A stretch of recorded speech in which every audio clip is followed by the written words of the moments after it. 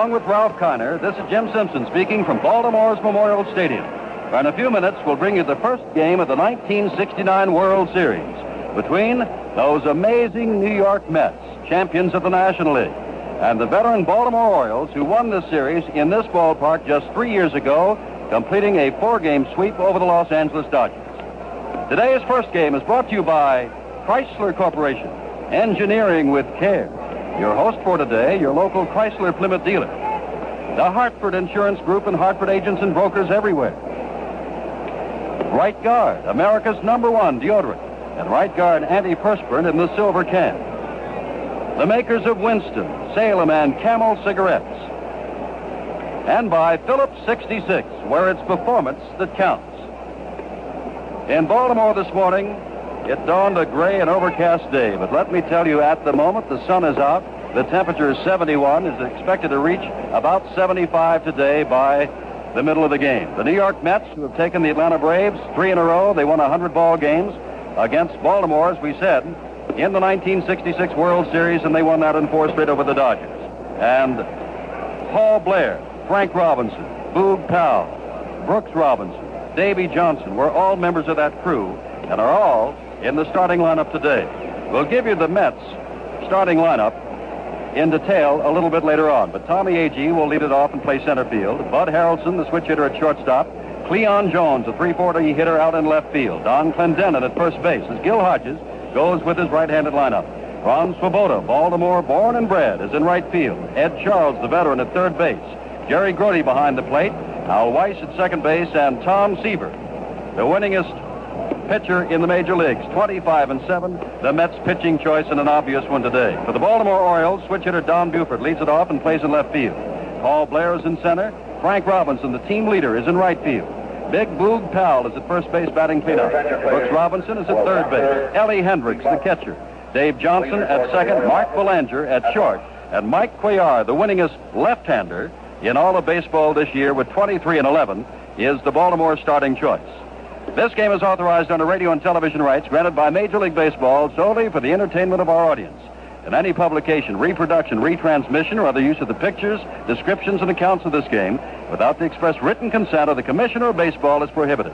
Any commercial or other use of the program, such as by charging admission for its showing, is similarly prohibited unless authorized in writing by the Commissioner of Baseball. Well, we want to welcome to the NBC broadcast booth a great star of the National League, and since the inception of the New York Mets, one of their broadcasters, Ralph Kiner. And Ralph, they called them the Amazing Mets. They've been amazing for a good many years, but this year, with 100 victories in the regular season and 3 straight over Atlanta, they are truly amazing. There's no doubt about that, Jim. This ball club in their first year won only 40 ball games, lost 120 ball games, and this year they have won 100, and they lost 62. And the big amazing story was on August 13th. The Mets, with a record of 62-51, then went on in their next 49 ball games to win 38 and lose only 11, and to defeat the Chicago Cubs in a real strong pennant drive. Probably the big leader in the ball club is Tom Seaver, the starting pitcher of this ball club. In this game, Tom from the beginning said in spring training that he thought the Mets could win it. Not too many of the Mets thought they could win. They were pointing more for third place. In fact, Gil Hodges, the manager of the Mets, thought that if they won 85 ball games, they would be having a great year.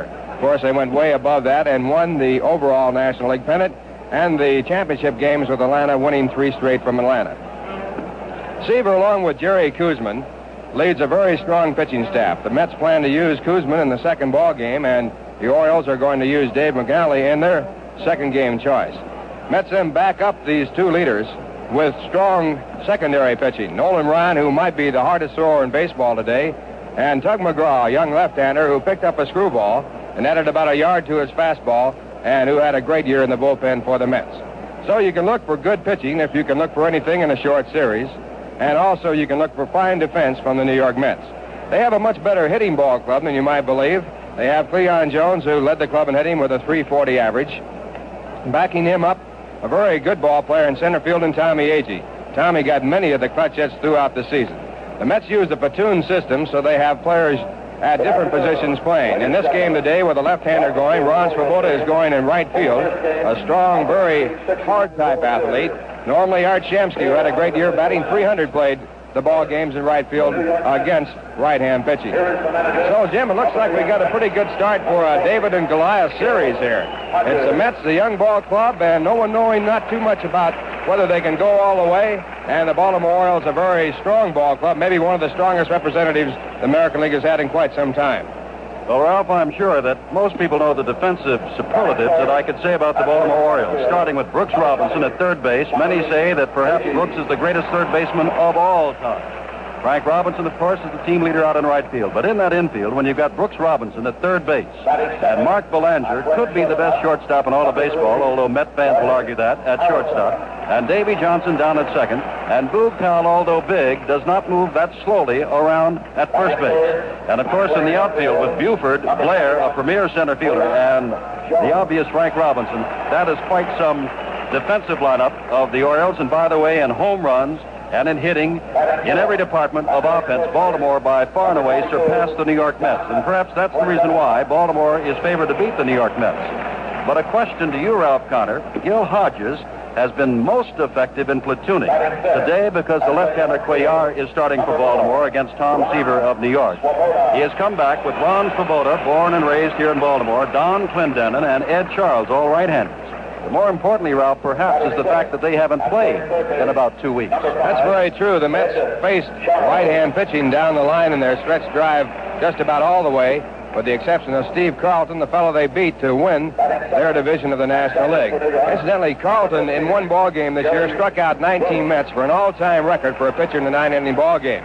The Mets won that ball game by a score of 4-3. The Mets against left-handers a tough club, but also the thing that might change this ball game around is that Mike Cuellar throws a screwball. It's his bread-and-butter pitch, and a screwball is very effective, of course, just the opposite of the curve, and it could be a change in this ball game. There was some speculation as to whether or not Gil Hodges would use left-hand batters against the screwball, but he has decided to go with his regular platoon team.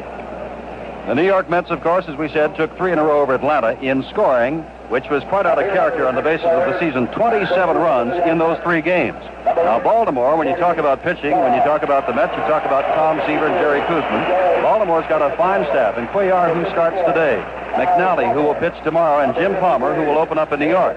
In the 3 straight over Minnesota, the Orioles pitching staff allowed but 5 runs, and only 4 of those were earned. A word about Memorial Stadium here in Baltimore as the New York Mets are now being introduced. It is 309 feet down each foul line. It is 380, then to 390 in the power alleys in both left and right, and 410 to straightaway center field. And another thing here, Ralph Connor, is unlike Atlanta and unlike New York Stadium, the ball does not get out of here as rapidly. Well, the Mets certainly don't use the long ball to their best advantage, so I don't believe the field will hurt them too much. The Mets have overall good speed in their lineup here today. Cleon Jones, an exceptionally fast man. Tommy Agee, also very fast. One of the good defensive points the Mets have is that they have a strong throwing catcher in Jerry Grody, but in this series, Baltimore does not figure to be running, although they have 2 good stealers in Don Buford and Paul Blair. Blair led the club with 20, and Buford had 19. The Mets' top stolen base leader, Cleon Jones, but Cleon, with 16 stolen bases, did not run the latter part of the year because he was playing with a bad rib. The applause now for Earl Weaver, manager of Baltimore. The Mets are standing to our right in their traveling road uniforms along the first base line, and the Baltimore Orioles are now being introduced. And, of course, you will hear varying degrees of applause, and they'll really burst out when Frank and Brooks Robinson come out to be introduced. But a word about, again, the New York Mets, Ralph Connor. Since Baltimore does go with a rather pat lineup, they say in order to get the right-handed hitters in there, that they have weakened themselves, meaning the Mets, defensively. Do you agree that the Mets are a lesser team defensively now that Gil Hodges has gone with his right-handed batting? Well, I think that the Mets' depth on the bench is pretty general. They're playing Al Weiss at second base in this ball game, and Al has done a superb job defensively. He is not the hitter that Ken Boswell is that plays second base against right-hand pitching. The Mets are losing some defense at third base as Ed Charles is playing third in place of Wayne Garrett, and I'm going to make a statement about Wayne Garrett, a young rookie, and I'm sure no one has heard too much about him. He played at third base the last half of the season like Brooks Robinson plays third base, and that's saying an awful lot about his defensive glove. That certainly is, as we said, many would consider Brooks Robinson the best third baseman of all time.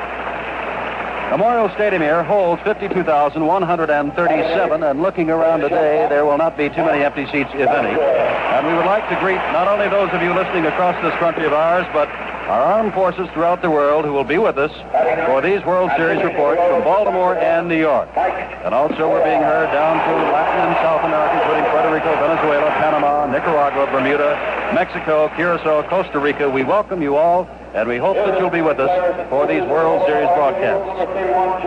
And now for the New York Mets. Here once again is the lineup. Leading off and playing center field, Tommy Agee, a 271 hitter, 76 RBIs on the year. Batting second. At shortstop, the switch hitter, Bud Harrelson. Batting third, a 340 hitter on the year, Cleon Jones, playing left field. Batting cleanup, and he hasn't played in a couple of weeks, the former Pirate, Don Clendening, playing first base. 51 RBIs, 16 home runs this year, a 248 average. In right field, Ron Swoboda, hitting at 235. At third base, Ed Charles. Batting seventh and doing the catching, a fine defensive catcher, Jerry Brody. Al Weitz, W-E-I-S, will be at second base, and Tom Seaver, 25-7 on the year, who completed the season with a 10-game winning streak, will start for New York. For Baltimore, leading off and playing left field, Don Buford. Batting second in center field, Paul Blair. Mike Robinson will be in right. Batting third, Boo Cal will be at first and bat fourth, and we'll complete this lineup for you in just a moment. But now, the Baltimore Symphony Orchestra and Mr. Joseph Eubanks will play and sing our national anthem.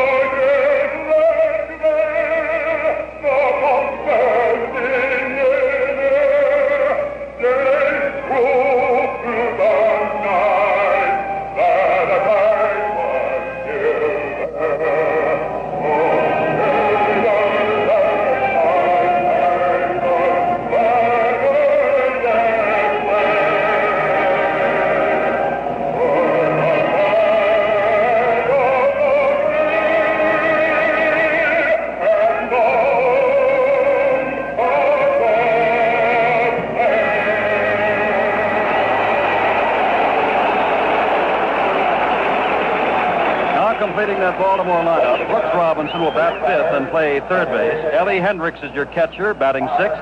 Dave Johnson batting seventh at second base. Mark Belanger, the shortstop, and Mike Cuellar, the winningest left-hander in baseball this year, with 23 victories, will be on the mound in just a moment. And we'll continue with our pregame color right after this message. If you want a car that makes it, Plymouth makes it. If you know what's happening and want to be there, Plymouth makes the CUDA. If you swing with a crowd that moves fast and thinks young, Plymouth makes Duster.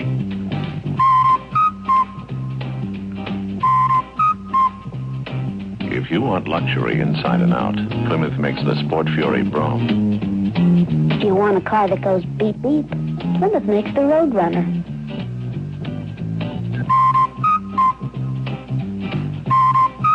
If you dig new sounds, Plymouth makes it. If you like wild new colors and mod tops, Plymouth makes the Mod Top Barracuda. If you want a car that makes it, Plymouth makes it. And we pause now 10 seconds for station identification. This 1969 World Series game is brought to you in part by Saratoga Vichy and Saratoga Ginger Ale. Sit back and relax with the Fizz Kids from Saratoga. WGY Schenectady. Jim Simpson back in Baltimore and Ralph Connor were moments away from the first game of the 1969 World Series. That's right, Jim. And right now, the photographers gathered around Mrs. Joan Payson, the owner of the New York Mets, as she takes her position down near the Oriole dugout. The umpires are taking their stations. The umpire calling the balls and strikes behind home plate will be Hank Soar of the American League. Frank Sicori will be at first base of the National League. Larry Knapp of the American League at second base. Shag Crawford will be the umpire at third base of the National League. And the two umpires down the lines, Lee DeMuro will be the umpire calling fair and foul on the left field line. And on the right field line, we have Lee Wire of the National League. It's a beautiful day, as we have told you, for this first game of a very interesting World Series. It was back in 1966 when Baltimore came in as the underdogs and knocked off the very strong Dodgers with Sandy Koufax and Don Drysdale. And in that ball game, the Orioles put together 3 shutouts to win the final 3 games and win the series 4-0 after a fine relief job in the first game by Mo Drabowski. Right here, it's Tom Seaver. He's still warming up below us, getting set for his first World Series game on the New York Mets. Only one player who has had World Series experience. Reliever Ron Taylor, who got that experience while pitching for the St. Louis Cardinals. The Mets have a lot of experience as World Series veterans in their coaching staff. Yogi Berra at first base, and of course Gil Hodges, the manager of the Mets, one of the participants in many, many World Series games. Breeze is blowing in from right field. Field dimensions 309 down the left and right field lines, 410 in center field, 380 in the alleys. This is not known as a good hitter's ballpark. The ball does not carry well. And now, David Eisenhower, grandson of the late president, throwing out the first ball from the commissioner's box on the left field side.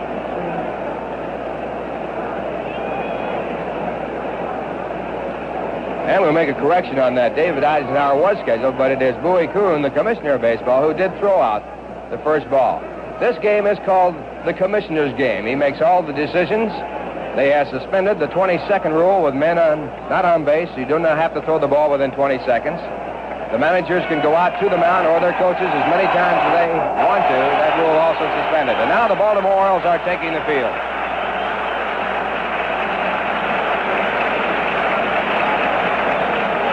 Baltimore Orioles, who had a record of 109 wins and 53 losses for their overall season's record. Against the New York Mets, they won 100 ball games and lost 62.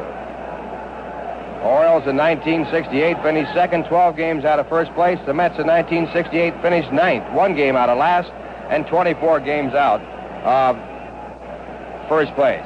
As we said before, 309 down the lines. It then breaks out sharply to 380 and then across to 410 in straightaway center field, a symmetrical ballpark. And the Mets, of course, not a home run hitting ballpark. The Mets not using this ballpark to the home run advantage. They had only 109 home runs in the regular season with a team batting average of 242. The Orioles had a 265 team batting average and hit 175 home runs. Umpires Hank Soar behind home plate. At first base, Frank Sicori. At second base, Larry Knapp. At third base, Shag Crawford. Lee DeMuro down the left field line, and Lee Wire down the right field line. Mike Cuellar taking his warm-up pitches. He won more games than any left-hander in the American League with 23 wins, 11 losses. He's 32 years of age. He appeared in 39 ball games, worked 291 innings, had a number on average of 2.38. And he has just completed his warm-up pitches. The throw goes down to second base. It gets away from the second baseman and goes out into center field. And with that, we'll watch the amazing New York Mets against the Baltimore Orioles. And here for the play-by-play, Jim Simpson. Thank you, Ralph Connor. I'm sure we're in for a remarkable and very exciting series. Tommy Agee, a team leader, hitting .271, 26 home runs, 76 RBIs, steps in to face Mike Cuellar. Agee, a right-handed batter. Cuellar, a left-handed pitcher. Powell is at first base, Davy Johnson at second, Mark Belanger at short, Brooks Robinson at third. Cuellar ready for his first pitch on this sunny day, and it catches the outside corner, strike one. Buford is in left, Blair in center, Robinson in right, Ellie Hendricks is catching Cuellar. The screwball to a right-handed batter will move down and away from him. And Cuellar's a screwball pitcher, fouled back to the screen, and it's strike 2. The Mets have 9 right-handed hitters in the lineup, and you just can't get any more than that.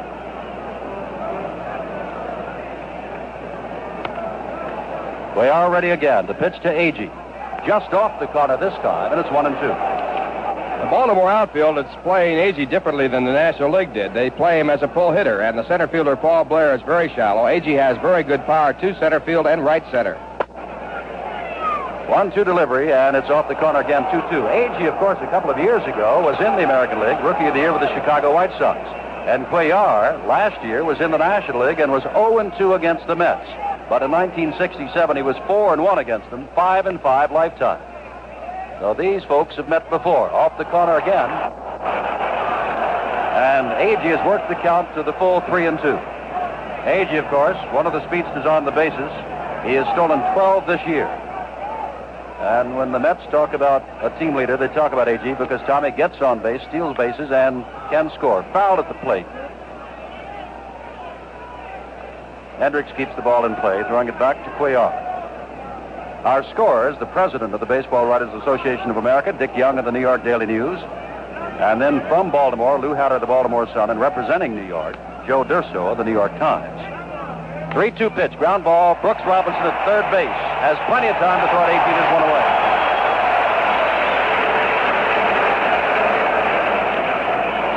And that'll bring up the switch hitter, Bud Harrelson, hitting at 248. Bud was 2 for 11 in the Atlanta playoff series. Switch hitter, bats right, of course, against the left-handed Cuellar. One of the finest shortstops around, and according to Phil Necro of the Atlanta Braves, the man who troubles him perhaps the most in the entire Mets lineup. Inside, and it's ball 1. Harrelson, not a power hitter, will go with the pitch, and that undoubtedly was what bothers the knuckleballer, Necro. 1 out, no score. We're in the top of the first. Harrelson, the batter. Cuellar is ready. Inside again, and it's 2-0. Cuellar got 2 quick strikes on Agee, and then went to 3-2 before the ground ball to Robinson. He's now 2-0 to Harrelson. Back with the pitch, pulled foul down the line. Pitch was high and in on him, and Harrelson did pull it foul. Eddie Yost is the coach at third base, and Yogi Berra, who holds the record for the most World Series performances, is over at first.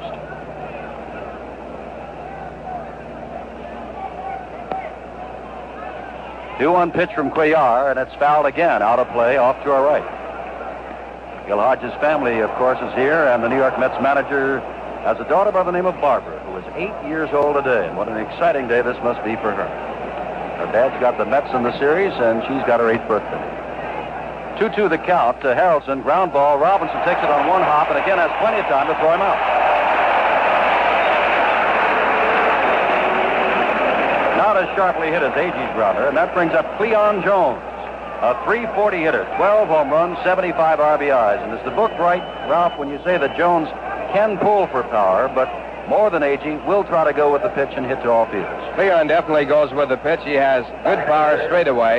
He's a line drive hitter. And I would imagine against Cuellar's screwball, he'll just about have to go with it because they're not going to give him anything inside to pull down that short left field line at 309.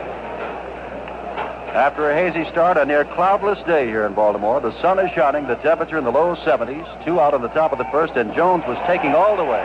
And it's strike 1.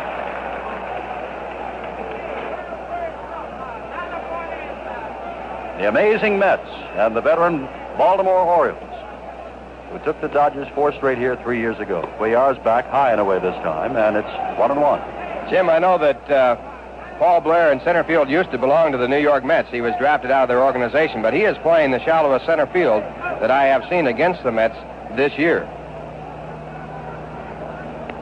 1-1 the count. Blair has that amazing ability to go deep. There's a swing and a miss by Jones. It's 1-2. When you talk about defense, as we said, with Robinson and Zelanger and Johnson and Powell in the infield, but when you look up the middle and see Blair standing out there in center, that is really defensive strength up the middle. 1-2 the count to Cleon Jones. Ground ball. Zelanger over, can't get to it, gets into center field. The first base hit of the 1969 series. And the Mets have a base runner with Don Clendening coming up. Clendening you know the story, wanted to retire. They coaxed him out of retirement. Finally, Montreal traded him on to New York, where he wound up hitting .248, 16 home runs, 51 RBIs. And Clendening is one of the keys to this series, as is Ron Swoboda. They must hit. Gil Hodges is going with a right-handed lineup against the left-handed Cuellar. They haven't played in about 2 weeks.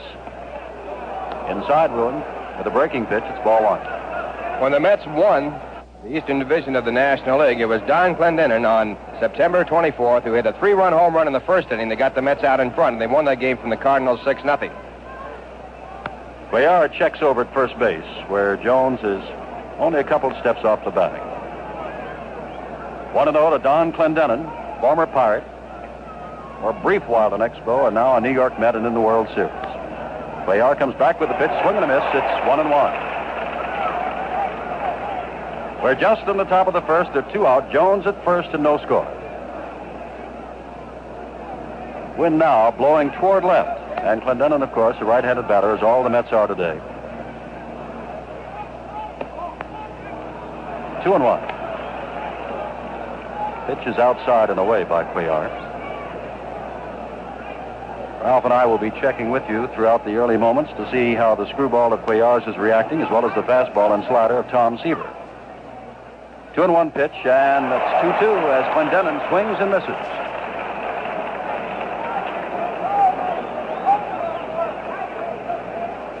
Baltimore, a confident ball club, confident in that it has had success in the American League and in the World Series. And the Mets, well, as their manager Gil Hodges says, an amazingly resilient team. Another check to first base, and Jones again was just a step or so away. They have youth, but they'll bounce back. 2-2 pitch to Clendening, fouled upstairs, and it's still 2-2. There's a huge flag, replica of the flag that flew over Fort McHenry, and Francis Scott Key, right here in the Baltimore area, wrote our national anthem that is flying past the center field wall. 2-2, Cuellar throws, fouled at the plate, rolls back and hits the screen. Hendricks picks it up.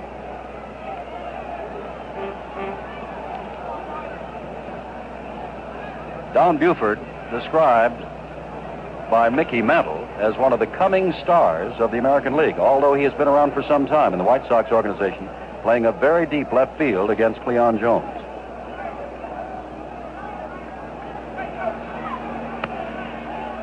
Beg your pardon, Don Clendening. As Jones leads off first base, Clendening swings and misses and strikes out, and Mike Cuellar, the Orioles are out of it. No runs, 1 hit, no errors, 1 left. In the middle of the first, it is New York nothing with Baltimore coming to bat. Some men have average-size hands. Some men have big hands. For men with average hands, Gillette introduces our new adjustable razor with an average-size handle. For men with big hands, Gillette introduces our new adjustable razor with a long handle. Both new razors have 9 precision settings. Gillette figures a more comfortable razor in your hand means a more comfortable shave. Every time you take your car on the road, your tires are taking a survival test. And if they flunk out, man, you're in trouble. So you've got to make sure your tires are tough. As tough as Phillips 66 tires. They're made with the toughest tire rubber known to man. That's the only way we know how to make tires. Phillips 66 tires are so tough, so strong, they'll pass the tire manufacturer's toughest test. Isn't that the kind of tire you'd like to depend on? Phillips 66 tires from your nearby Phillips 66 station. This is Ralph Kiner along with Jim Simpson. We're in the first game of this 1969 series, Memorial Stadium, Baltimore. In the first half inning of the ball game, Tommy Agee grounded out to third against Mike Cuellar, also Bud Harrelson the same. Cleon Jones then singled to center field, but Don Clendening went down swinging at a 2-2 pitch. Now the Baltimore Orioles coming up, and once again for the play-by-play, Jim Simpson. Don Buford will lead it off, followed by Paul Blair and Frank Robinson. And for the Mets defensively, Don Clendening is at first base. Al Weiss is at second. Bud Harrelson is the shortstop. Ed Charles, 36 years old, and in the World Series is over at third base. Cleon Jones is out in left. Tommy Agee in center. Ron Swoboda in right. And just moments ago, the 3 outfielders convened and conversed in dead center field and then took their respective positions. Jerry Grote is the catcher, and 25-game winner Tom Seaver is the pitcher.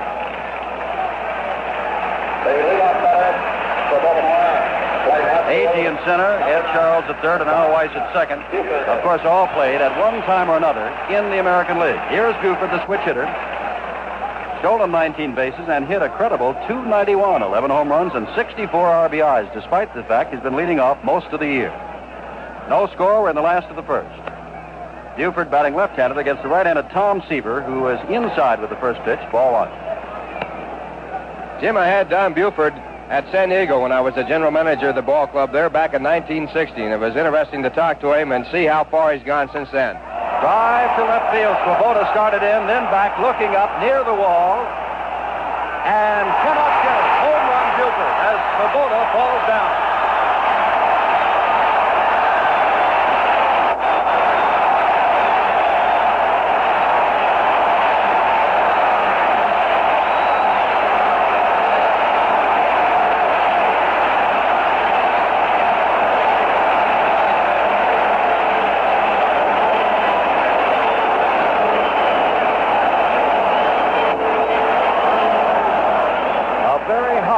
Deep drive to right field that just cleared the tarpaulin fence of 7 feet, about 370 feet away. Swoboda started in, went back, crashed against the canvas, and fell down. Baltimore leads 1-0. Paul Blair the batter, and it's strike one called. The Mets are down 1-0 with the second batter up for the Orioles. Swing and a miss by Blair, and I would say, Ralph, that Don Buford's come quite a ways in San Diego. That's a long way right there. That's a big home run hit there that got the Orioles off to a fast start. Seaver gave up 24 home runs in the regular season. Foul to the screen by Blair. Still 2 strikes. Blair, of course, hit a home run in 1966. And in that game against the Dodgers, it was the only run of the ball game. He won it for him. Seaver back with the next pitch, breaking pitch, and it's fouled upstairs behind home plate. And it's 2 strikes to Blair. Paul fairly jumped into that batter's box after he saw what Buford had done. Kneeling on deck is Frank Robinson.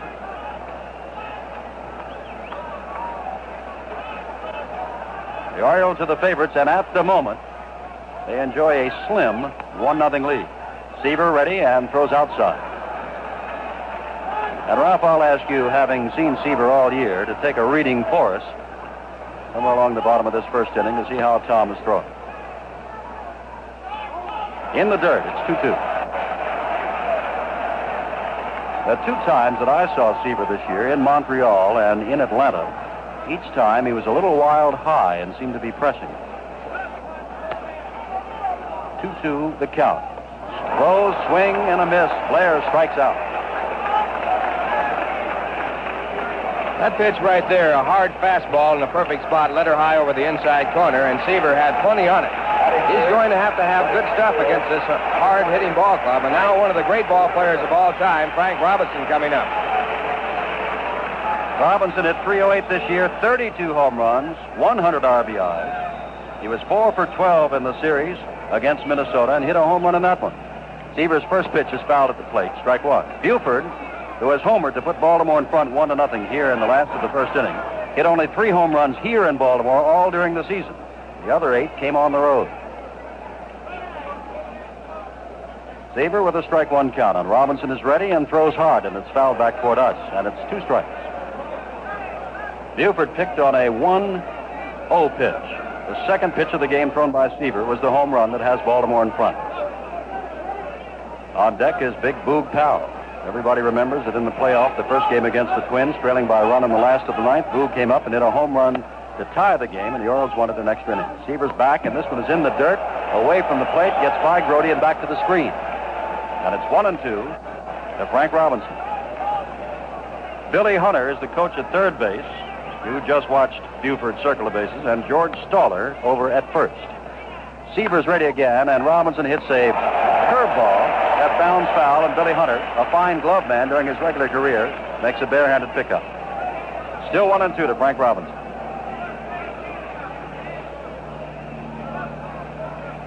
Robinson, according to everybody in both leagues, is made of the stuff it takes to make a great manager in the Major League someday.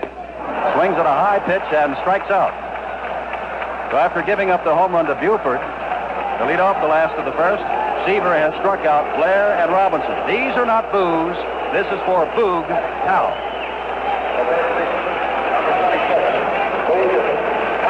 Sort of reminds you of the days of Moose Goward when he'd come to the plate and they'd go for the moose bit, and you always thought if you didn't know that he was being booed. Powell had a great year. 304, 37 home runs, and 121 RBIs, and takes a big cut, strike one. And in the series against Minnesota was 5 for 13.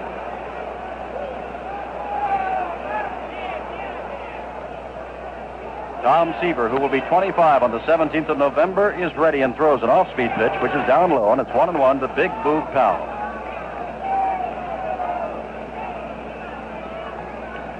The Mets, remember, not only came from 9.5 games down, but were behind in their third and final game to Atlanta and kept coming back. Powell swings and misses. It goes off the chest protector of Brody, and it's 1-2.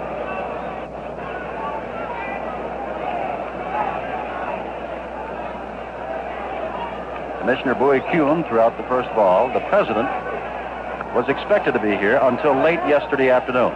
He did not make it. The 1-2 pitch is way outside. Brody has it. It's 2-2. And among the many managers that we have seen around, including Harry Walker of Houston, Ted Williams is here, who did a tremendous job with the Washington Senators in his first year as a manager, finishing 10 games over the 500 mark. For the first time, the Senators have done that since the early 50s. 2-2, and Powell pulls a single into right field. Line shot, and Boog will hold there as Svoboda is over to field the ball.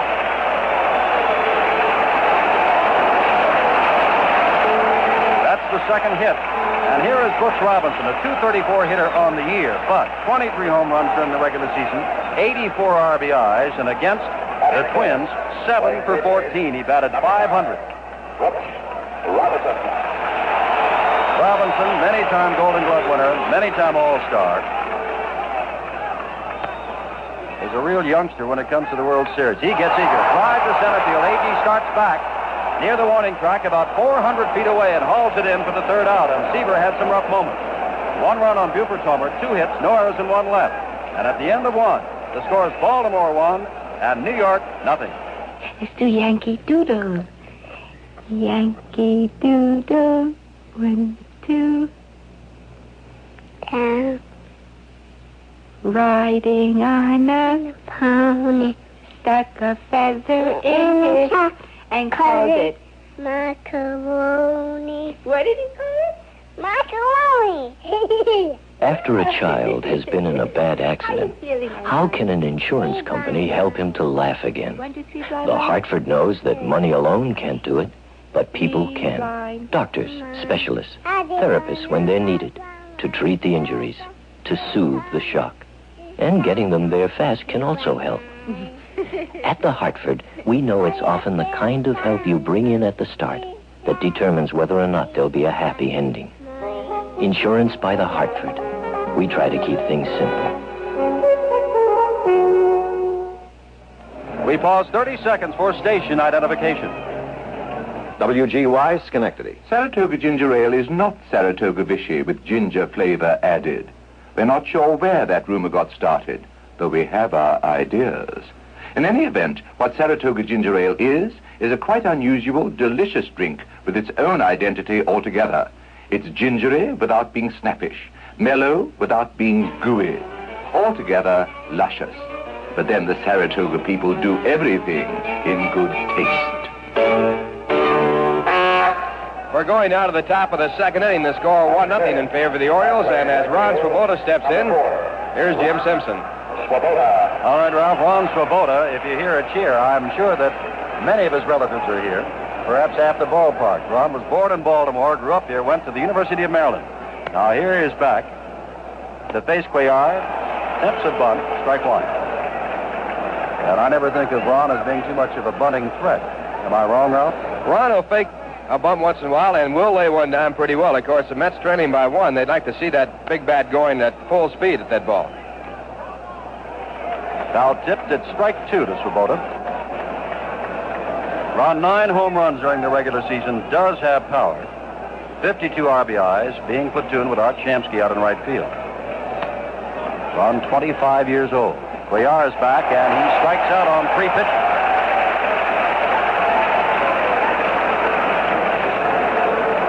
That's the second strikeout for Cuellar, who got the first 2 in order in the first, gave up a single to center to Cleon Jones before Clendening struck out to end the inning. 1-0 Baltimore here in the top of the second on Don Buford's leadoff home run in the last of the first. Here is Ed Charles, who has not played, like Swoboda and Clendening, for a couple of weeks. 36-year-old veteran hit it .207 and takes strike 1. 3 home runs during the season, 18 RBIs, and used rather sparingly. 1 run, 2 hits, no errors for the Orioles, no runs, 1 hit, no errors for the Mets, and Mike Cuellar on the mound facing Tom Seaver of the Mets. Charles fouls this one off the fists. Charles is called the grand old man of the Mets, and they call him the glider for the way he runs, and the saying is, don't throw a slider to the glider. 2 strikes, and let's see what Cuellar comes back with. The screwball pitcher comes in and close, and some of the fans behind home plate thought that it was a strike, but it's 1-2 now to Ed Charles. Jerry Grody's on deck. The amazing Mets trailing by a run. Cuellar taking a long time to get a sign from Ellie Hendricks. Now ready and throws, and it's inside and low, and it's 2-2. Cuellar throws that screwball down and away from the right-handed batter and likes to come in with that fastball inside. 2-2 pitch, and there's an inside fastball, and he struck him out, his 3rd in a row.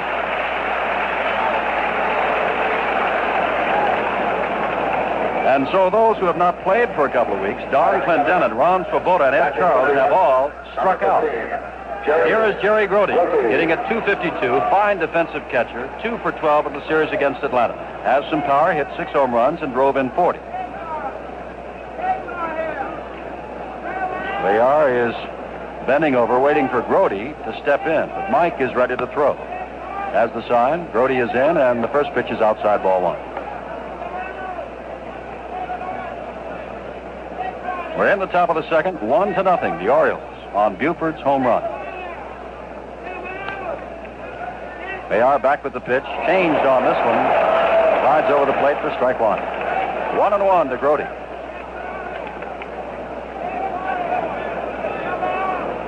Cuellar had a rough start with the Orioles, but he finished in a hurry, winning 23. Ground ball, chance for Zelanger, his first, and the shortstop throws him out by 10 to 12 feet. And the Mets go down 1-2-3. And in the middle of the second, Baltimore leads 1-0.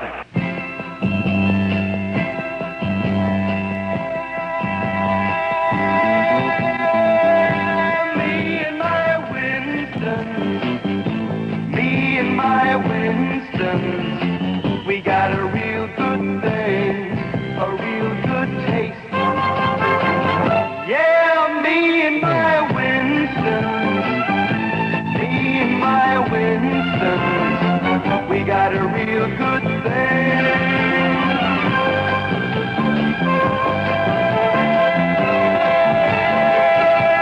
Me and my Winston, me and my Winston.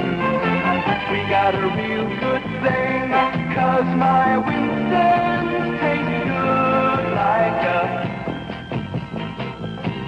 cigarette should. Ralph Kiner, along with Jim Simpson from Memorial Stadium in Baltimore. The Orioles lead 1-0 on the home run by Don Buford. Once again, here's Jim. All right, Ralph. Ellie Hendricks will lead it off, followed by Dave Johnson and Mark Zelanger. And in the booth with me, and he's been in the booth with me all year long for NBC, Sandy Koufax. And in a moment, we're going to ask Sandy about Tom Seaver and also about Mike Cuellar.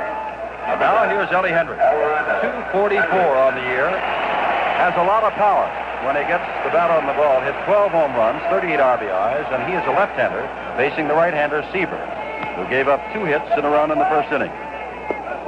Change, and it's low. Now Sandy Koufax, Tom Seaver today. The other 2 times we saw him, he was not that effective and seemed to be pressing and was wild high. Today, he hasn't been wild high. Tom is back with the fastball, swinging a miss, strike 1.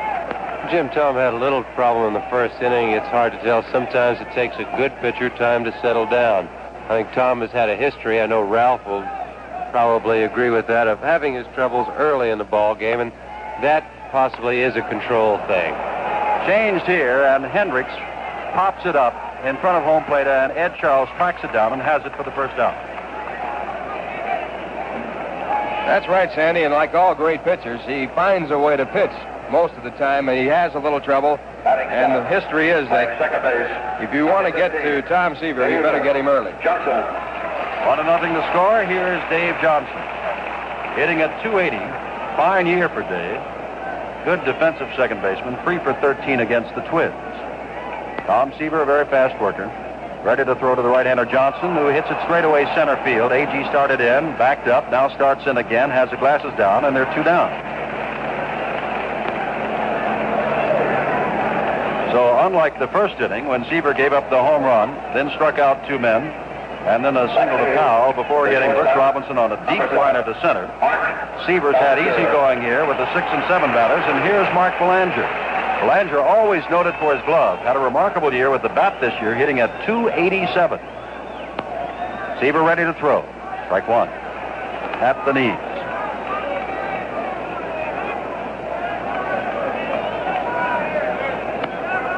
Seaver, one of the quicker workers, is outside. I don't think he's quite as quick as Bob Gibson, Ralph, but Seaver sure throws in a hurry. Jim, nobody's as fast as Gibson when he wants to get that ball up to that plate. He really works fast.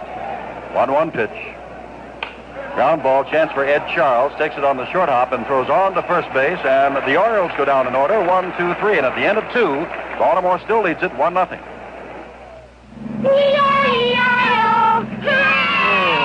Thank you, Miss Nye, for leading us in song and frolic. Oh, thank you, Uncle Evan. Now, look, children, we're almost there for our first adventure at High Diddle Diddle Day School. Now, everybody make a happy hello face. Let's not throw things. What kind of car is it? It's a station wagon. Who makes it? Plymouth makes it. What's this? That works the stereo in front and back. Monroe, jump up and down like that and your stomach will drop off. What's this for? That's the special air conditioner. It makes it cool in the back without freezing the front. Well, here we are. Send everybody out. No! We want to stay in the station wagon because it's comfortable. Yeah! What's this? That works the rear window with the optional washer. What's that thing on the roof? The air deflector. It keeps dirt and fumes away from the rear window. And this? The station wagon full of kids makes it. The sports suburban wagon makes it. Plymouth makes it. This is Ralph Geiner along with Jim Simpson from Memorial Stadium in Baltimore. In the ball game, the Orioles have 1 run, 2 hits. They made no errors. The Mets have no runs, 1 hit. We're going to the top of the 3rd, and once again, Jim. And Al Weiss will lead it off. And Ralph, and talking of Al Weiss, I had him down as a switch hitter until yesterday when you informed me otherwise. Al Weiss gave up switch hitting at the start of spring training, and he has been hitting for the right-hand side all year. He's had 2 home runs, one of them a very big home run against Chicago, the Cubs, winning the ball game. He came back the next day and had another home run, so his home runs were back-to-back games, and he has shown quite a bit of power for his size from the right-hand side. Weiss hit .215 on the year with 2 home runs, 23 RBIs, and then he will remember that it was Al Weiss that Frank Robinson ran into, and it put them both out, and Robinson suffered from double vision for some time. That's when Al was in the American League. There's strike 1. From Mike Cuellar, this 1-0 ball game. Baltimore leads, and Sandy Koufax, before you get away, and after this next pitch, I want your opinions on Cuellar thus far. Back, and he's off the corner, and it's 1-1. Jim, I think Cuellar has thrown more screwballs than I usually have seen him throw. He hasn't thrown the curveball. He does not have any left-hand hitters in the lineup to throw it to. He throws 2 different screwballs. He throws a hard one, and he throws one that he takes quite a bit off, and it looks like a change of pace. And everything he throws, he's trying to keep outside, except for an occasional fastball inside. And in this kind of ballpark, where it's short down the lines and long in center field, well, that's the best way to do it. Here's a 2-1 pitch, and it's fouled back to the screen and just under us, and it's 2-2 to Al Weiss, the leadoff batter in the 3rd inning of this 1-0 game, which Baltimore leads. Another game here tomorrow, which will start at a different time, an hour later than today, 2 o'clock Eastern time. Ralph Kiner and I'll be back. Cuellar is ready, and it's low to Al Weiss, and it's 3-2. Cuellar went 3-2 on Tommy Agee, the first man up in the ball game, and then got him on a ground ball to Brooks Robinson at third base. Hasn't had a full count since. Back with the 3-2, and it's high, and he's walked his first man. That's the second base runner for the Mets. The other, Cleon Jones, who singled back in the first inning. Monday is an off day, and then we switch to Shea Stadium, where the Mets fans are awaiting the return of their beloved Mets for the first World Series game in that stadium. Here's Tom Seaver, hit 121 on the year, and a pretty good hitter. 125, lost 7. 10-game streak, all victories, completed the season for Tom. Weiss at first base, Ken steal a base, and Seaver's trying to bunt, bunts it foul. Throughout the year, Gil Hodges bunted in this spot quite often in the early part of the ball game to play for the tie, and normally it's not usually the book play. Incidentally, talking about nervousness and pitchers finding themselves, in the first inning, Cuellar threw 22 pitches, Seaver 20. In the second inning, Cuellar 11, Seaver 7. Another bunt fouled at the plate, and it's quickly 2 strikes to Seaver, who steps out and looks down to Eddie Yost at third base to see what the side is from Gil Hodges. Has it, knocks the dirt off his shoes and steps back in. Weiss at first with speed, none out. Mets trailing by a run. And Seaver the batter with 2 strikes on it. Cuellar throws over, and just back in time is Al Weiss with a dive. And a pretty good pickoff move, Ralph. He had a great move to first base, and Weiss was leaning toward second. And how he got back, I don't know. Seaver ready to bunt again, apparently. Brooks Robinson is running way in, and now they throw over to first again. I guarantee you, if Seaver should decide to swing that bat, he's liable to put the end of it right in Brooks Robinson's face. Brooks is way in, just 15 feet from Seaver in the batter's box. Cuellar ready again. Brooks stays back, and he swings and misses this time and strikes out.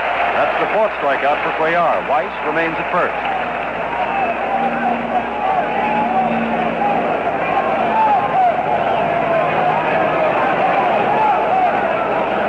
Frequently, and Cuellar might have been doing it there, they'll try that pickoff play to see whether or not the batter is going to bunt. Seaver was bunting all the way until the final strike when he swung and missed. Here's Tommy Agee with Weiss at first and 1 down. Agee grounded to third in the first inning after working the count to 3-2. It's the first pitch this time. Could be a double play. Belanger over to Johnson at second on the first base double play, and the Orioles are out of it. No runs, hit for errors, none left. In the middle of the third, the Orioles won. The Mets, nothing. One morning, Wally Buckley discovered he had a case of the nubs. The nubs? The nubs. The tiny little part of his beard his razor couldn't get. They're all over my face. Fortunately, the Gillette Techmatic razor gets rid of the nubs. Techmatic adjusts to shave you closer. Techmatic gave Wally the closest shave he ever had. No nicks, no cuts, no nubs. Boy, that was close. Techmatic by Gillette. It gets the nubs. What man can resist the clean, crisp aroma of ocean surf? Get it in new Gillette Foamy Surf Spray Shaving Cream. A new fragrance, like the refreshing spray of a breaker. The foamy crispness of ocean whitecaps. If you've ever enjoyed the refreshing scent of ocean spray on your skin, you know what to expect in new Foamy Surf Spray by Gillette. Take the plunge today. We're coming at you from Memorial Stadium in Baltimore. The Mets with Jerry Grody behind the plate, Don Clendening at first base, Al Weiss at second, Bud Harrelson at shortstop, Ed Charles at third. In the outfield, Cleon Jones in left field, Tommy Agee in center, and Ron Swoboda in right. Now as we move along, the Orioles in front 1-0 as they come up in the bottom half of the third. Here's Jim Simpson. And Mike Cuellar will lead it off, followed by the top of the batting order, Don Buford and Paul Blair. Cuellar gets a hand for the fine job he did in the top of this inning when he got out of trouble with the inning-ending double play. To one of the Mets' most dangerous batters, Tommy Agee. Tom Seaver, fast worker. The right-hander's ready and throws outside to Cuellar. Ball 1. Seaver has given up 2 hits, including Buford's home run, the only run of the game, and has struck out 2 and walked nobody. Cuellar has struck out 4, walked 1, and given up 1 hit. Swings and misses this time, and it's 1-1 to Mike. 23-11 on the year, earned run average of 2.38. Hit 117 and did drive in 5 runs. Seaver back for the 1-1 pitch, and that's strike 2 as Cuellar takes another big cut.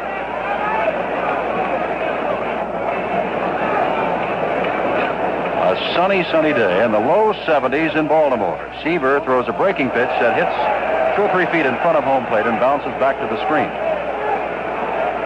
And instead of being wild high, he's been throwing them in the dirt sometimes. Well, a lot of times, I think Sandy Koufax will back me up. That pitch is thrown down there in the dirt on purpose, and then you come back again and get it over. Isn't that right, Sandy? I think definitely, Ralph. Sometimes a pitcher will miss with a pitch just to come back.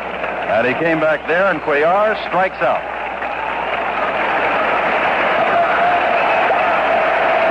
Third strikeout, and here's Buford, the home run hitter. In a 1-0 pitch that just went over the 7-foot-high tarp in right field, about 370 feet away. Svoboda went back, fell against the tarp, and fell down.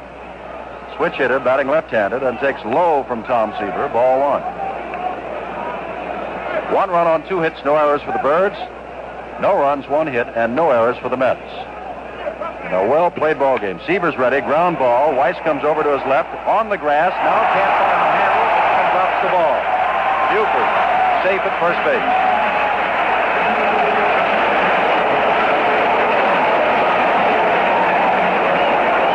That's an error charged to Al Weiss. That wasn't an easy chance. Al had to stay back in the ball as he moved back deep at the second base position, and then he had to hurry up his throw in trying to transfer the ball against the fast runner Buford. He could not find possession of it to make the throw. Here is Paul Blair, who was swinging hard in the first and struck out swinging. After Buford's home run, Paul looked as though he was stepping in to get one himself. Now he comes up. The very speedy Don Buford, who stole 19 bases this year, is over at first base, but he was also caught 18 times. Breaking pitch high in the air, and I don't believe deep enough. Jones started back, now comes in. Straightaway left field and has it for the second out. Tom Seaver right there got away with a high curveball, and Blair had a big swing at it, but couldn't find enough of the ball with his bat to hit the ball any distance at all. Seaver hasn't got pardon me, Jim. Seaver hasn't got a great move to first, but the catcher, Jerry Grody, has a great arm. Here's Robinson. They've been talking about speed. Baltimore's got a lot of speed, but perhaps only Brooks Robinson and Boog Powell accept it.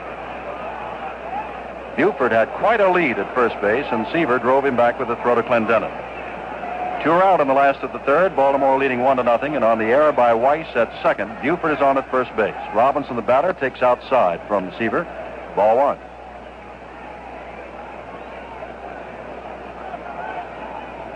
Weiss is a fine glove man, and as Ralph Connor said, it was a difficult play for him. He had to keep backing, and as we said, wound up on the outfield grass. Robinson steps out, apparently has something in his eye. Waiting on deck is Big Boog Powell. Robinson now back in and ready, and Seaver is ready with the sign from Grody.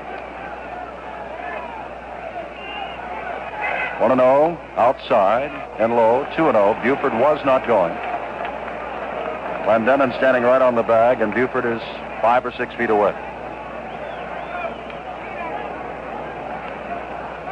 Seaver now, with 2-0, comes inside and high, and Robinson went for it and fouled it back.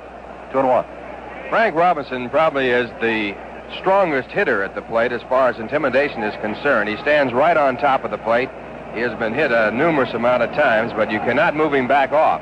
When you come inside to him, you have to come inside like Seaver did that time, right off the inside part of the plate, letter high. 2-1. Robinson was hit 13 times this year, more than anybody else.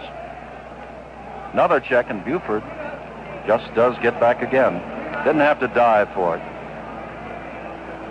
1-0 the score. Orioles leading, and Seaver holding that second run on at first base. Frank Robinson has been hit 160 times in his major league career. That hurts. 2-1. Seaver now steps off. Seaver stared over and then stepped off. Robinson, it has been said, is the type of ball player that you will see smile after sliding into second base with a double. But while he has a bat in his hand in the batter's box, it is all concentration for 500 or more times at bat a year. 2-1. There goes Buford. Swing. Charles at third base, goes on to first, and has the easy out, and Seaver. Second floor, refrigerators. Formerly $195, now $215, going up. If you had a fire in your home today and had to replace everything, this is what you'd find when you went shopping. Third floor, living room sofas. Formerly $210, now $225, going up. Basic things have gone up 5, 10, 20%. Then there's the cost of your house itself. This is why the Hartford invented Inflation Guard, the first homeowner's insurance policy that protects you against inflation automatically. To keep up with rising replacement costs, the Hartford boosts the value of your policy every 3 months. Sixth floor, rug. New Inflation Guard. The way prices are always going up, can you afford to be without it? Insurance by the Hartford. We try to keep things simple.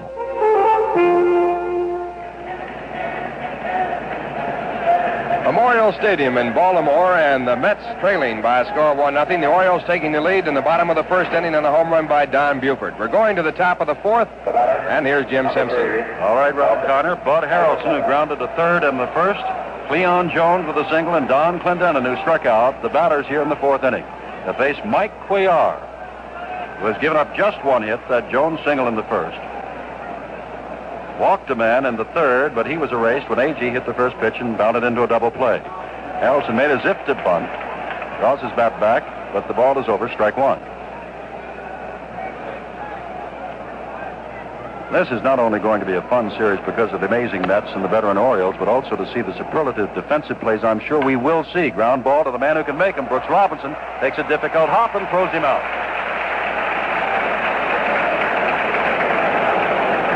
Brooks Robinson over at third base, we started to say a little while ago, as a youngster in the World Series, he wants to see every game start right now. He doesn't want to wait till 1 o'clock.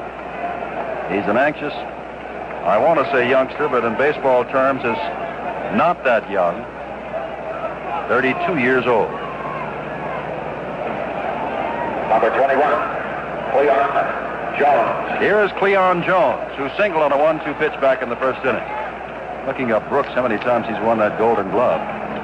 9 straight times. Jones's ground ball single in the first on a 1-2 pitch. Past Zelanger, who was racing towards second. Takes inside from Cuellar, ball one. Cuellar, as Sandy Koufax said, has the screwball and 2 different speeds with it. Ready for the 1-0 pitch. Back again, strike at the knees. One of the most difficult things with the screwball is to hit the ball in the air, and Cuellar takes advantage of his great defense at third, short, and second with that screwball. He puts them to work, and they do the job.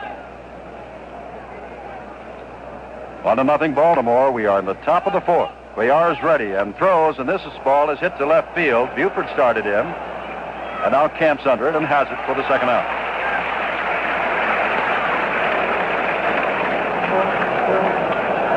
Cuellar mixing now, along with the screwballs, the curveball. Here's Don Clendening, who struck out. We'll make the point again that Clendening, Swoboda, and Charles, almost the very heart of the Mets lineup, as Gil Hodges' platoons, all right-handed, have not played in a couple of weeks, and all of them struck out on their first time at bat. Cuellar off speed. This one is lined in left field. Buford is over. It gets under his glove, rolls to the wall. Clendening is on his way to second base and is in with a double.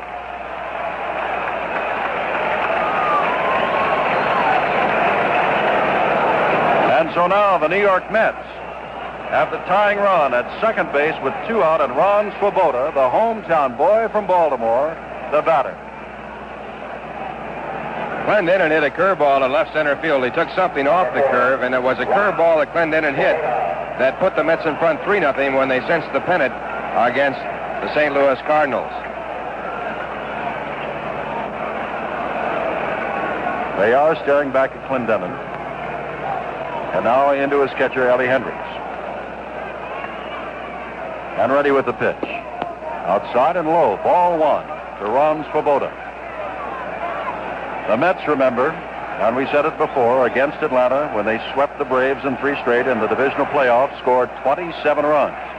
The Orioles allowed only 5 in their 3 games with the Twins. Only 4 of those were earned. Now Cuellar is battling to keep the game from being tied. Drive to center field, not too deep. Blair is over. Robinson is coming over. Blair says he's got it and takes it for the third out. No runs on one hit. Clendening's double. No errors and one left. In the middle of the fourth, Baltimore 1 and the New York Mets nothing. Waxing your car? Oh, yes. You keep it nice and clean outside. How about inside? Do you keep your engine that clean, too? Oh, should I? Well, engines do get dirty. I guess so. The more you drive, the harder your engine works. And the harder your engine works, the dirtier it can get, and the worse it runs. Oh, sounds reasonable. What's the solution? The Anti-Pollution Team. Phillips 66 gasolines and Trop Arctic motor oils. Oh, real nice names. By fighting pollution in your engine, they help keep pollution out of the air. So you get a better running engine, and we all get cleaner air. Think you'll get the Anti-Pollution Team next time you drive? Oh, I don't drive. Wife does. The Anti-Pollution Team. Only from Phillips 66. Well, take it from me, there isn't a better team in the country than Phillips 66 Premium Flight Fuel and famous Trop Arctic Motor Oil. At Phillips 66, it's performance that counts. Last of the fourth inning in a 1-0 ball game, the Orioles lead, and here comes Big Boog Powell. 304 hitter during the year, hit a 2-2 pitch and lined a single to right, and his only other time at bat in this the World Series. To be followed by Brooks Robinson and Ellie Hendricks. On a perfect afternoon for the first game of the 1969 World Series, and we want to say hello again to all of the armed forces throughout the world who are listening to this broadcast today. Ralph Kahn and I will be here again tomorrow, and then the scene shifts on Tuesday to New York Shea Stadium. Cal is ready, and so is Tom Seaver. First pitch, curveball, and it's over, strike one.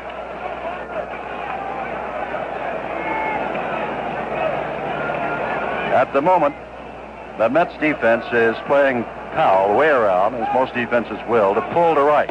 High, backs him away with the fastball. It's 1-1. Agee in center field is pulled to the right.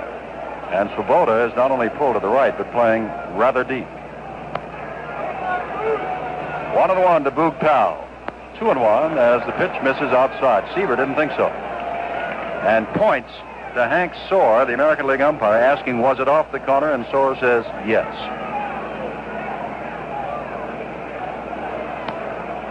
Fast workers back with the next pitch. Inside pitch, hit high, probably will make the seats foul to the left. And it's 2-2. On that pitch, Tom Seaver actually jammed Powell. Powell looked like he might be going for a pitch that was off the plate, away from him, and the pitch was inside, and he had to sort of go at it with an inside-out swing just to get the bat on the ball. 1 run, 2 hits, no errors for the Orioles. No runs, 2 hits, and 1 error for the Mets. And we're in the last of the fourth. Seaver ready for 2-2 to Boog Powell. Change of pace. Powell checks swing. In quickly at shortstop is Harrelson, who throws, and Clendening has to make quite a stretch to haul it in, and Powell is out. You know, Jim, Boog Powell hit a lot of home runs last year, 37, and one of them was inside the park in one of the smallest parks in baseball in Seattle. And I'd like to have been there when he did it. There's Brooks Robinson in the first inning with a run in on Buford's homer and Powell at first base. Brooks hit the first pitch to straightaway deep center field. Agee hauled it in to retire it. Seaver ready. It's the first pitch this time, and Weiss backs up to the right side of the infield on the grass now and takes the pop-up for the second out. Jim, Sandy Koufax leaned over and he said, I wouldn't have wanted to have been covering the plate when he came in home on that play at the plate on the inside the park home run. Brooks' first ball hitting twice is out, and with 2 out in the fourth, here's Ellie Hendricks, who popped Charles almost in front of home plate last time up. Hendricks led the Mexican League a couple of years ago on home runs with more than 40. And playing different sports throughout his career, has broken the same leg 3 times. And almost got hit there with an inside low fastball, backs off ball 1. 2 out in the fourth, 1-0 the Birds. Tom Seaver against Mike Cuellar, the matchup of those amazing Mets and those talent-laden Baltimore Orioles. Big, slow curve, but it's inside, and it's 2-0 to Ellie Hendricks.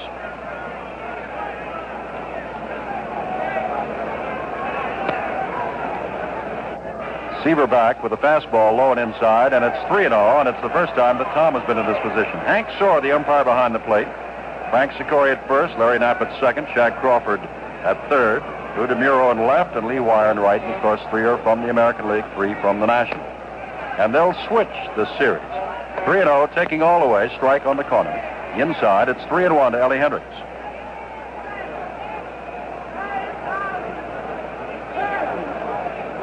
Seaver taking the sign from Grody. Is ready. 3-1 pitch. Hendricks is swinging. Line drive. Single to right field. And that's the third hit off Tom Seaver. And will bring up Dave Johnson.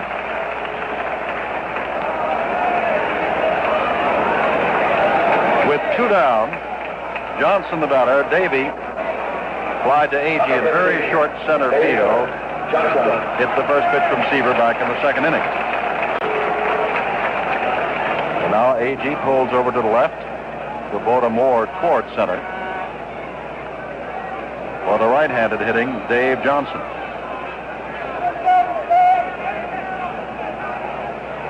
Hendricks has speed, but you would not label him a stolen base threat. Off-speed pitch, low ball 1. Got to bring up the fact, as long as Sandy Koufax is here, that the last man in the major leagues to ever get a base hit off Sandy Koufax was Dave Johnson. And he'll tell you every time.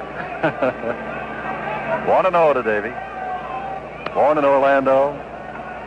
Grew up in Texas and San Antonio. 2-0.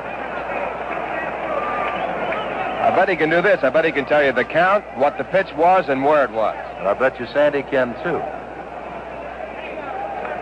2-0 to Johnson with Hendricks on at first. 2 out. Seaver, perhaps, and of course, with a man on base, taking a little bit more time now.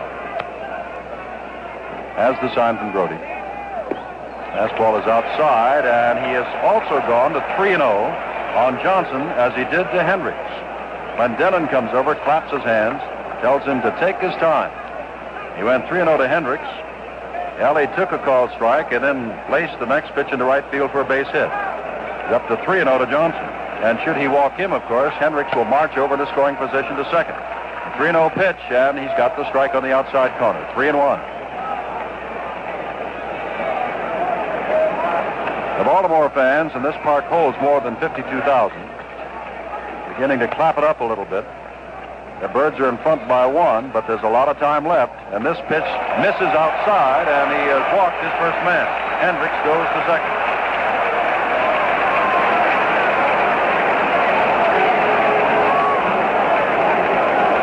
That brings up Mark Zelanger, who grounded to Charles at third back in the second. Had that fine year, we told you, hitting almost 290 at 287. And was 4 for 15 against the Twins in the playoffs. First time we've had 2 men on base for either team. Hendricks at second, Johnson at first with 2 outs. Seaver working now to Belanger, who takes a strike. The Orioles have 3 hits, the Mets have 2. Seaver has struck out 3 and walked 1. Cuellar has struck out 4 and walked 1. Wind blowing now from left to right. Just the opposite of what it was about a half an hour ago. High pitch and a fake to first base, but Clendening, of course, is not holding the runner with Hendricks down at second. So it was only a fake, but it scared Davey Johnson for the moment, and he hustled back.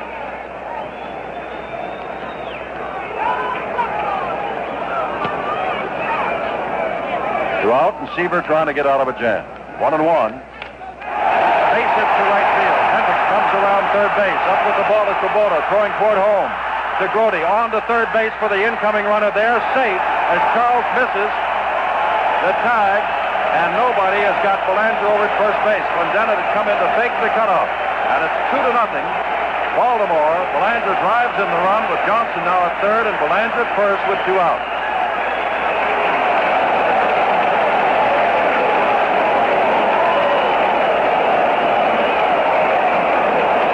Kubota made a fine defensive play picking the ball up, and he had plenty on his throw, but it was up the line about 20 feet, which took any chance away of Grody making the catch and the tag for the man at the plate. If the throw had been on line, they would have had him. The throw on to Charles at third base was slightly toward the foul line, and of course, the on-charging Johnson was coming from second base and just simply got there before Charles could put it on him. Here's Mike Cuellar, still 2 down, 2-0 the score. The Birds. Cuellar struck out in the third inning. Seaver with men at the corners, first and third. Line drive goes over the head of Harrison, and Cuellar drives in the third run.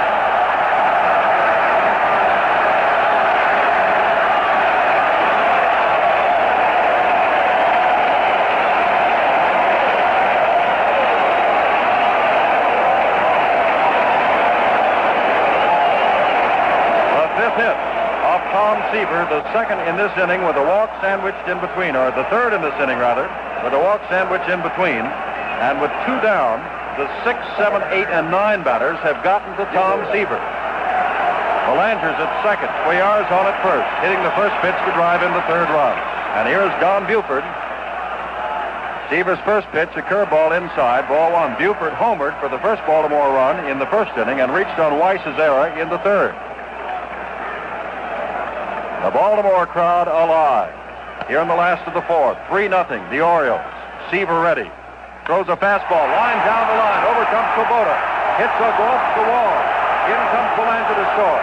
Down to second base goes Buford. The throw is there, and he beats it for a double. With Cuellar stopping at third, it's 4-0, the Orioles.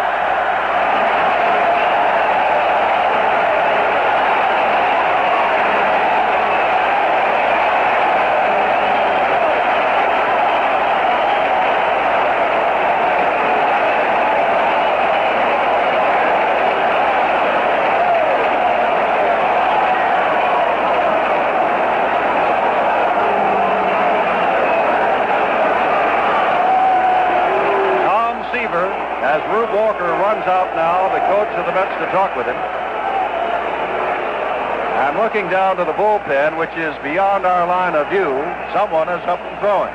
It looks like Ron Taylor, the number 1 right-hand pitcher for the Mets. He's usually used later on in the ball game, and Ron is tossing in the bullpen.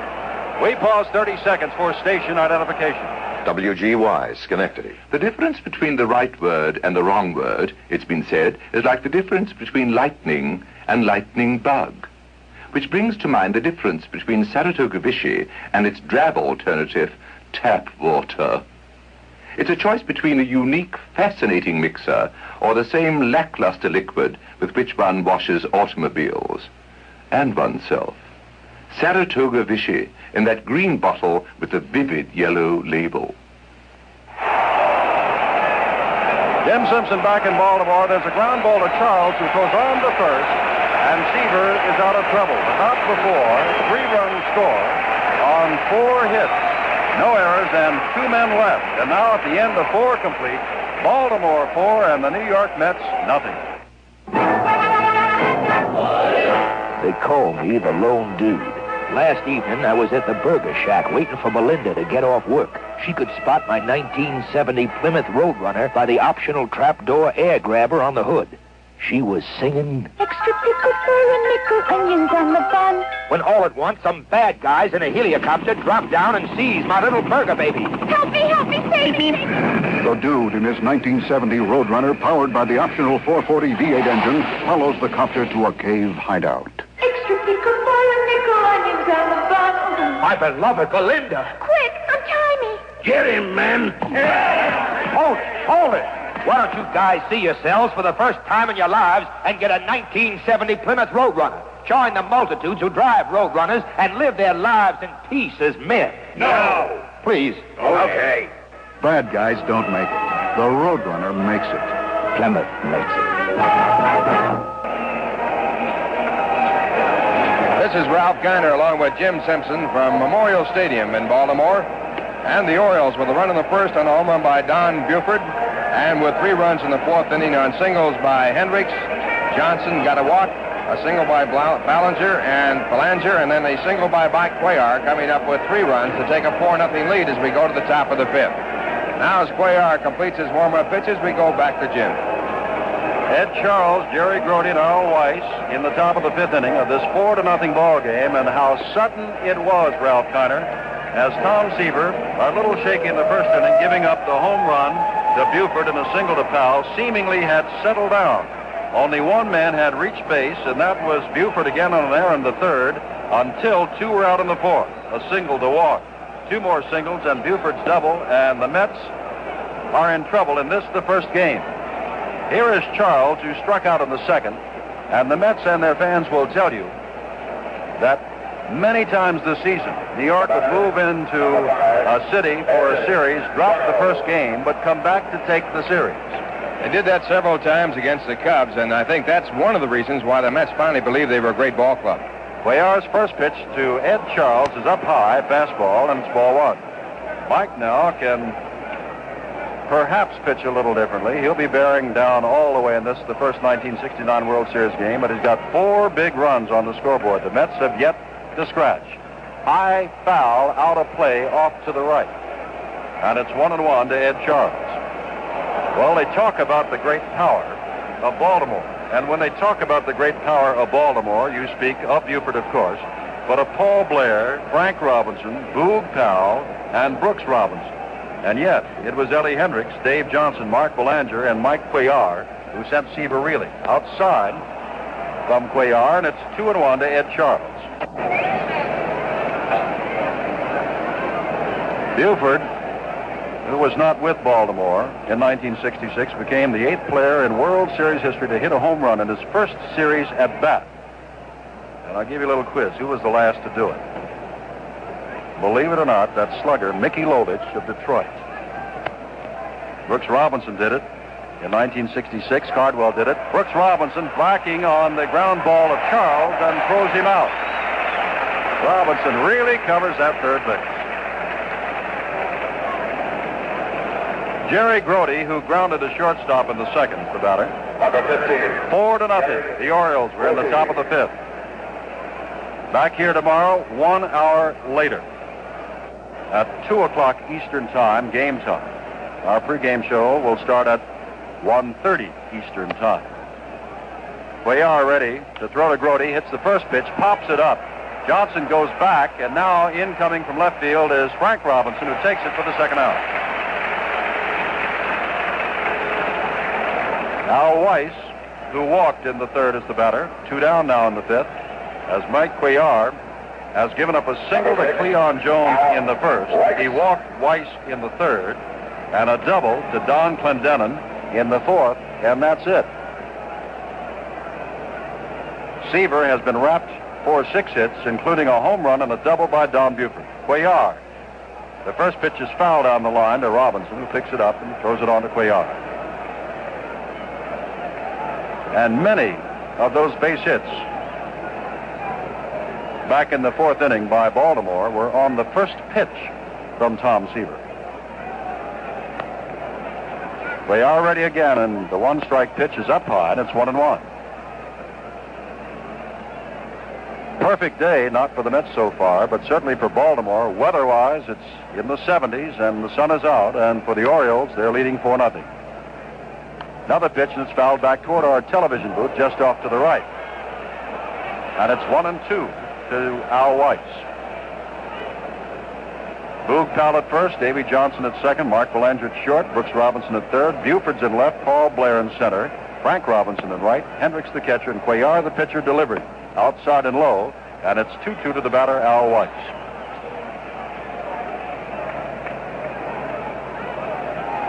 The Mets, while Seaver was in trouble, had Ron Taylor up and throwing as Ralph told her. They are staring in for the sign, has it, and is ready for the 2-2 delivery. It's low, 3-2. Don Cardwell was another man who hit a home run in his first series at bat. 8 altogether. Buford the most recent in the first inning of this game, but Lolich, Brooks Robinson, Don Cardwell are others.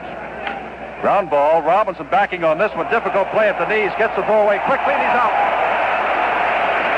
What a play by Brooks Robinson at third. No runs, no hits, no errors, none left. In the middle of the 5th, the Orioles lead it 4-0. For attention, please. Dr. 9-1-7. 9-1-7. You know, somewhere out there sits a poor soul that's never been spoiled. He shaves with an injector razor, and he still doesn't know Gillette makes the spoiler for him. For years, he spaced himself on mornings and wished he could get the most comfortable shave going with a blade that reduces pull to a fraction. In short, the one and only spoiler shave. But he thinks the spoiler's only for double-edged razor. Poor misguided fellow. They're available, my friend. Gillette Super Stainless Steel Injector Blades for your razor with the same miracle plastic coating baked on the edge as the spoiler. They come 7 to a pack. Gillette Super Stainless Injector Blades for injector razors. Are you listening, friend?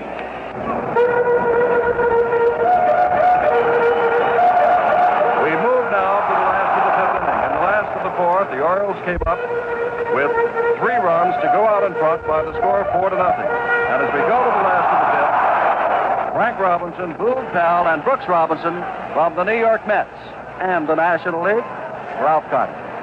Thank you, Jim Simpson. And the first man up, a fellow who started in the National League, Frank Robinson. Frank in this ball game has struck out and grounded out the third, 0 for 2. And certainly one of the great hitters of all time. Stands right on top of the plate. He was struck out swinging at a fastball by Seaver in the first inning. And now Tom into the windup in the first pitch. Breaking ball high and outside in the count, ball 1. Seaver with a record of 25-7 for the year. 24 years old. In his third year in baseball, he has won 57 ball games in 3 years. There's a high fly ball to deep left center field. Agee back near the warning track, under the ball, and he makes the catch. So Frank Robinson becomes the first out in the bottom half of the fifth. The Orioles lead by a score of 4-0. They got a run in the first and a home run by Don Buford, and then picked up 3 runs on 4 hits in the fourth. Now for the Orioles, Boog Powell, who has a single and 2 times up, stepping up. Boog, a left-hand batter, singled off a fastball into right field his first time up. On a check swing, he grounded out the shortstop his second time up in the fourth. And Seaver's first pitch, a curveball, grounded foul. Ball off to the first base side, it's strike 1. Powell with a .304 average for the year, 37 home runs, 121 runs batted in. Now Seaver into the windup, the 1-strike delivery. Slow change-up curve outside, 1 ball and 1 strike. Seaver has given up 4 runs, 6 hits. He has struck out 3 and walked 1. And at 1-1, the pitch to Powell, a fastball hit hard down to Weiss. He goes to one knee and takes a one-hopper, fields the ball cleanly, tosses off the first base for the out. 2 up and 2 away, and Brooks Robinson now coming up. And Brooks has done quite a job with his glove in this ball game. Turned in a fine play on Bud Harrelson in the fourth, an outstanding play on Charles in the fifth, and a great play on Al Weiss in the fifth. Brooks, batting right-handed, is 0 for 2 in the game. And a fastball is swung on and fouled out of play, strike 1.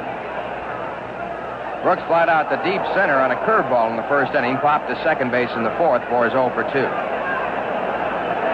4-0 Orioles. 2 men away, bottom half of the fifth. Seaver, a long reading of the signs, now takes one, goes into the windup, and the pitch is lined toward the second baseman, Weiss. He makes the catch, and the side retired in order. A 1-2-3 inning, and the score at the end of 5. The Orioles 4, the Mets nothing.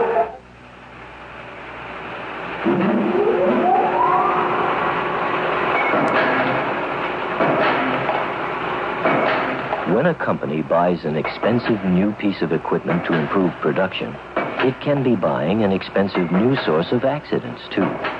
That's why it's always a good idea to bring in a man from the Hartford.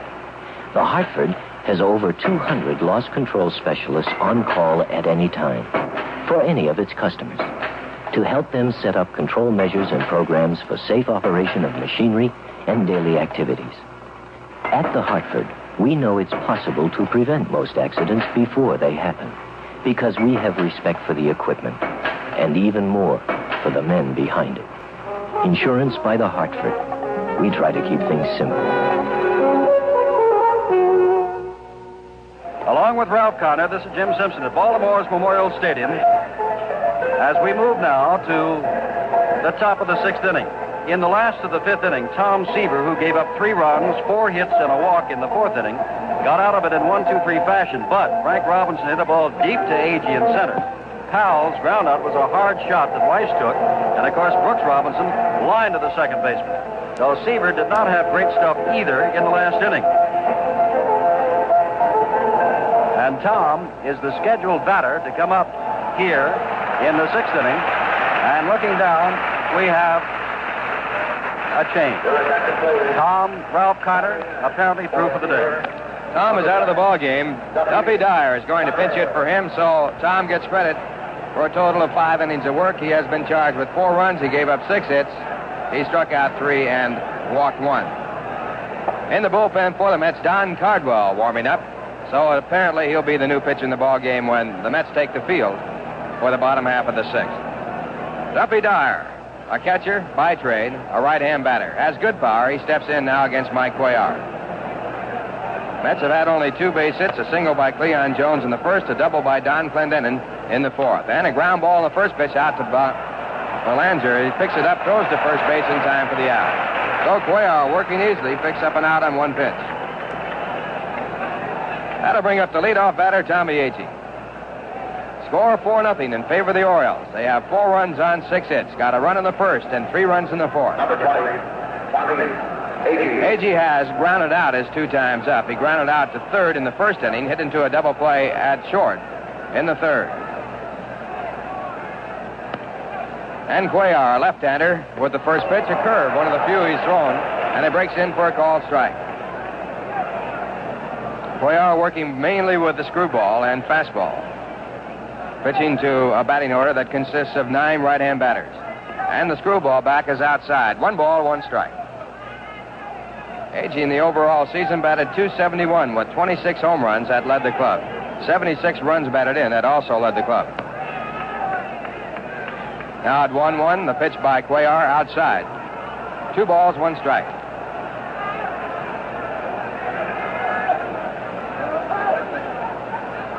The Orioles have never lost a World Series game here as a Baltimore ball club. And a changeup that's looked at for a called strike 2. They beat the Dodgers in '66, 4 straight ball games. Having shutouts in the last 3, and right here working on a shutout in their 5th World Series ball game. 2 balls, 2 strikes. And the pitch. Hit foul into the stands on the first base side. So the count remains at 2-2 on Tommy Agee.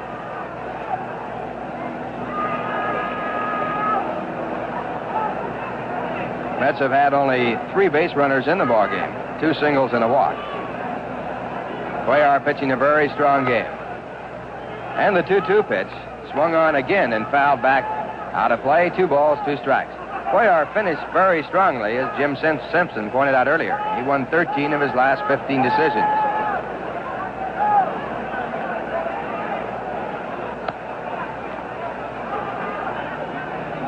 Now at 2-2 again, the pitch to Agee. And a curve is looked at, strike 3 call. Strikeout number 5 for Mike Cuellar. 2 men away in the top of the 6th. It brings up Bud Harrelson. Bud is 0 for 2. He has grounded out the third. His 2 times up. The last time, Brooks Robinson made a fine play in a very difficult chance. Mike Cuellar in the National League last year was bothered with a sore arm. He did not have the stuff he's shown here in this ball game today. First pitch is inside. It's ball 1.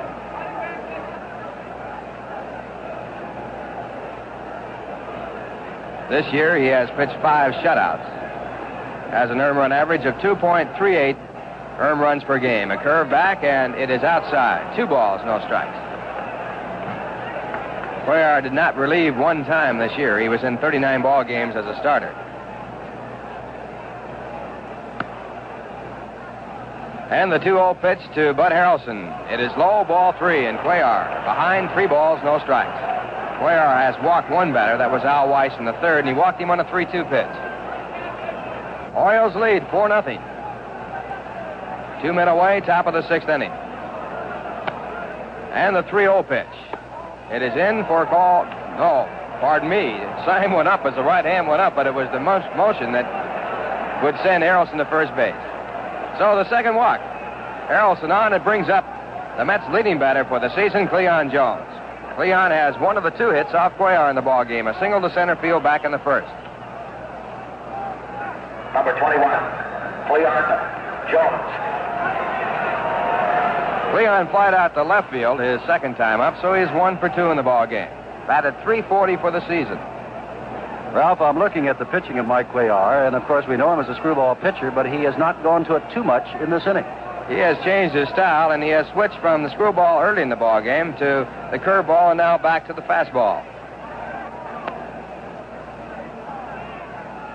First pitch to Cleon Jones. It is swung on and missed. Cleon with a big swing, not making contact. Cleon singled right through the middle his first time up. They're playing him as a slight pull hitter. Paul Blair playing that shallow center field. And again, Jim, it's unusual to look up and see a center fielder playing that shallow. Well, of course, Blair has a reputation of being able to go back and would rather go back on the ball than come in on it. Now at 1 strike, the pitch is hit in the air on the first base side in foul territory. A chance for Boog Powell. And he moves under the ball and makes the catch, and it retires aside. No runs, no hits, no errors, a walk, a man left on, and the score at the end of 5.5 innings. The Orioles 4, the Mets nothing. Hey, just a little off the side, Tony. Okay. And leave the burns, huh? Yeah, sure. Well, what are you doing with all your money these days, Jack? Come on, you kidding? Oh, no new car, nothing? Well, no, old one runs great. Last time you were in the shop, you said your car was falling apart. Well, it was missing like crazy. So? Hey, easy on the sides, huh, Tony? Okay. So I got a can of STP down at the station. I put it right in the gas tank. Gas tank? I thought STP is for the oil. Yeah, they got STP oil treatment, but this is different. STP gasoline treatment for the fuel system. Great stuff. Yeah, it must be to get that thing of yours running good. Really? Tell the difference right away. Smooth it out like I was rolling downhill with the engine on. Now, come on. No kidding. Well, it must cost a fortune. What? Everything's got to be like a haircut, huh? STP gas treatment got my engine running fine for only 65 cents.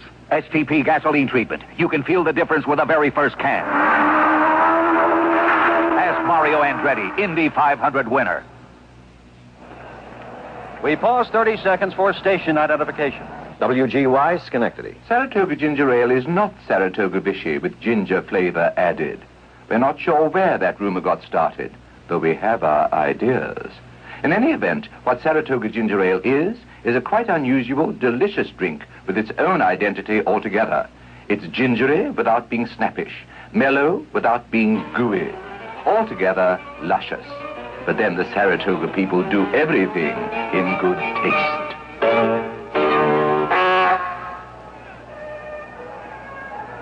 From Baltimore, Jim Simpson with Ralph Conner in this 4-0 ball game as Don Cardwell has come on now to pitch for the New York Mets, who lifted Tom Seaver for a pinch hitter.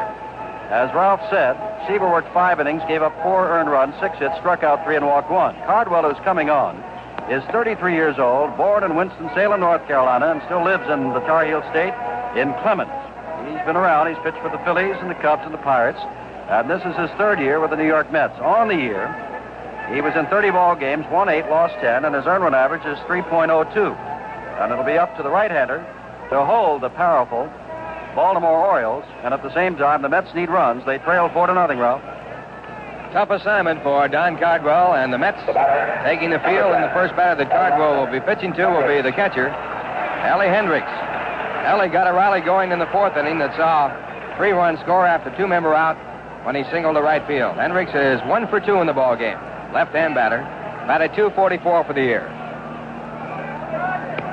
Cardwell, a big, strong right-hander, and the first pitch to the left-hand batter, fastball high and away. It's ball 1. Seaver, who had won 10 straight ball games in the regular season, now has been taken out of the ball game. He won 1 game in the playoffs, or as they say, championship series. Next pitch is outside ball 2. 2 balls, no strikes. It'll be Ellie Hendricks, Dave Johnson, and Mark Belanger for Don Cardwell here in the 6th inning. And at 2-0, the pitch rounded slowly out to first base. Clendening takes the ball just in back of the bag, goes to the bag for the out, 1 away. Now to bring up Dave Johnson. Dave worked out a walk in the 4th inning when the Orioles scored 3. To keep a rally going, he is 0 for 1 in this ball game. Flied out to center field for his 1 official time at bat. Johnson, a .280 batter for the season. Right-hand batter being played straight away by the Mets. 4-0 Orioles. They have 4 runs on 6 hits. The Mets have no runs, 2 hits. We're in the bottom of the 6th with 1 away. Slider hit down to the third baseman, Ed Charles, and the glider picks the ball up, throws to first base for an easy out.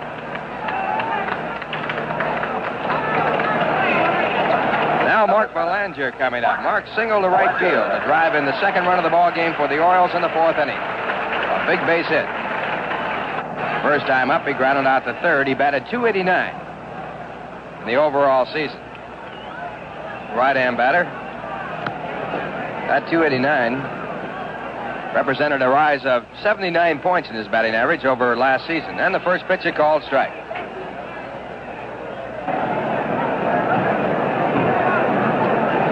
Mark chokes up in the bat about 3 inches. Hits from a closed stance. Cardwell misses way outside and low. It's 1-1. Sudden thought, Ralph. The Mets are down 4-0. It is not strange. Checking back, the Oriole pitching staff has 39 consecutive scoreless innings in World Series play. That's a lot of pitching. Pitch back to the right-hand batter, grounded over to Billy Hunter, the third base coach, in foul territory, and the count goes to 1-2. One of the persons that would remember that very well, Sandy Koufax, who is sitting up here. Sandy saw 3 of those consecutive shutouts pitched the last 3 games of that 4-game sweep in 1966. Now at 1-2, Belanger pops one up in foul territory on the first base side. An easy chance for Cardwell to get to it. And he makes a catch, and the side is retired. An order by Don Cardwell in this first half inning of work. And the score, at the end of the 6th inning, the Orioles 4, the Mets nothing.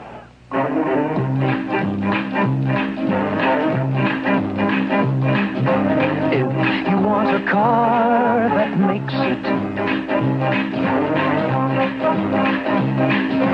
Plymouth makes it. It's the flash that lights the photograph when you take it. It's the new affair that's starting now. Look out, small economy cars. Here comes Duster. It's the greatest new adventure you can find. It's a state of mind. Big enough for even big people. Small enough to fit into about 3/4 of a parking space. Valiant Duster. With an engine big enough for good pickup and safe passing, but small enough to save on gas. Valiant Duster. Plymouth makes it. Baltimore leads at 4-0, but the day is not over yet. But if we will be permitted, we'll look ahead a little bit. Tomorrow, 1 hour later, at 2 o'clock Eastern Time, the second game of the World Series, and a couple of left-handers, Jerry Koosman of the Mets, and there are those who say that on certain days, Mr. Koosman is one of the best pitchers around anywhere, anytime. And Dave Mcnally, a left-hander who won 20, will go for Baltimore. And it was Sandy Koufax's opinion when he and I were doing the game in the playoffs that Mcnally last Sunday pitched perhaps one of the strongest games he had seen in 3 or 4 years. So there are the matchups for tomorrow. Day off on Monday. Then we go on to New York and Shea Stadium on Tuesday. And now here's Ralph.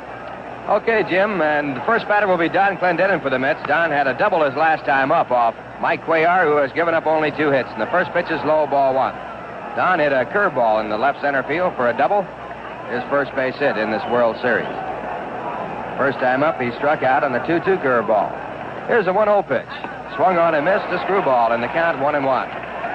Mike Cuellar, a 23-game winner. 32 years of age, working against the Mets in the first game of this series. Best 4 out of 7. Orioles lead 4-0. They have 6 base hits. And then in the right-hand batter, and he fouls the next pitch into the stands, and the count moves along to 1-2. After Clendening, the Mets will have Ron Swoboda and Ed Charles coming up. Jim Simpson pointed out earlier, the Mets have their 4th, 5th, and 6th batters in this lineup for the first time in about 2 weeks of play.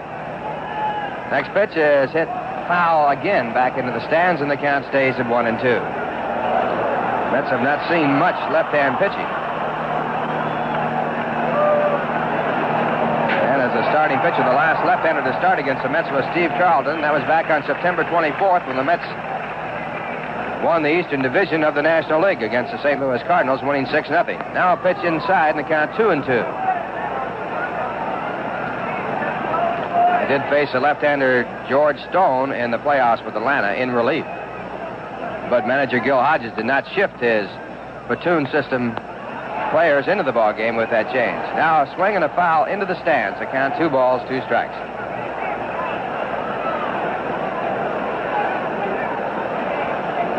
Mike Cuellar looking for the signs. His catcher, Ellie Hendricks. Outfield shallow, straight away, and the pitch.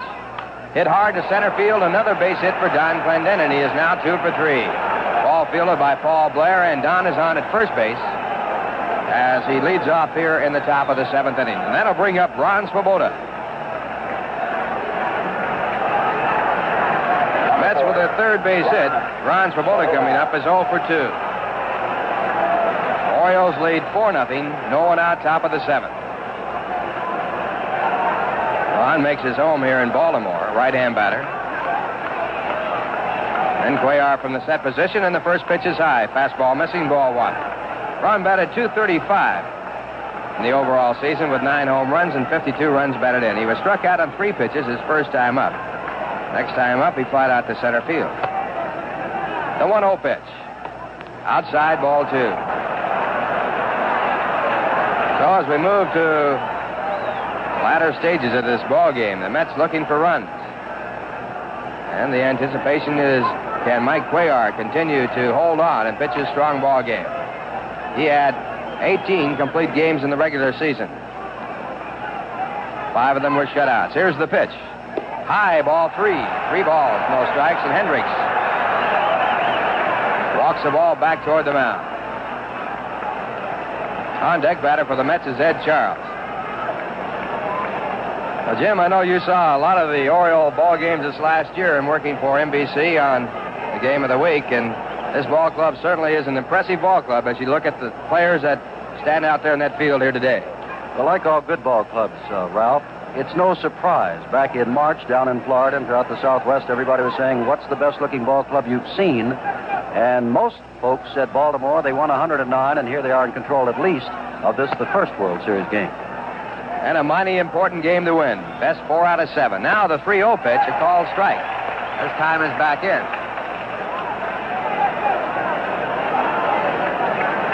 3 balls, 1 strike. Clendening at first base. Cuellar sets the pitch.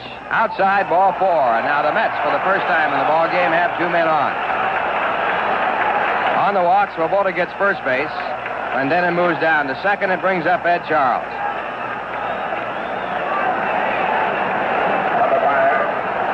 Charles is 0 for 2 in the ball game. He was out in a fine play by Brooks Robinson his last time up. He struck out his first.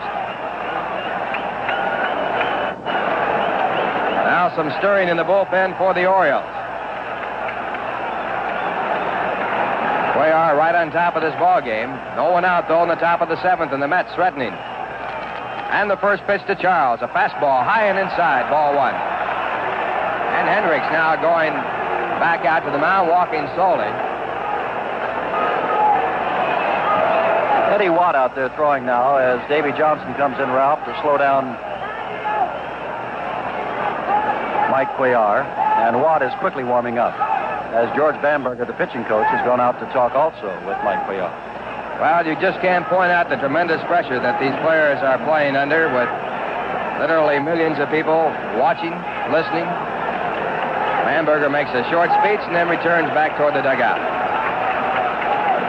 Hendricks, the catcher, walks back to give out the signs. The count, 1 ball, no strikes. The batter, Ed Charles. The Mets trailing by 4. They have runners at first and second base. No one out, top of the 7th inning. And Ralph, Ron Taylor's up and throwing again for the Mets. Mets getting down toward the bottom of their batting order, getting set to use a pitch hitter if they have to. Now a pop-up on the next pitch out to shallow right. Might be trouble. Coming over is Frank Robinson. He gets to it and makes the catch. Ball caught just inside the foul line in fair territory. A long run for Robinson.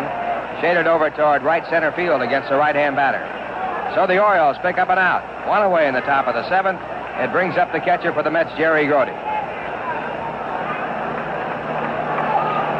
Jerry 0 for 2 in the game. Last 2 months of the season for the Mets, he batted over 300. He has a season record of .252 for the year.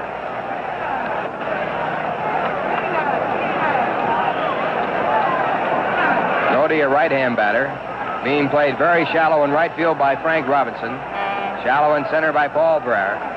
And fairly deep and left by Don Buford. Infield set up for a double play. And the first pitch to Grote is taken inside and high, a fastball for a ball. Orioles have turned in one double play in this ball game. That was against Tommy Agee's ground ball to the shortstop. Now Cuellar sets, checks at second, and the pitch. Fastball high, ball 2. 2 balls, no strikes. For the first time, Cuellar's working under pressure.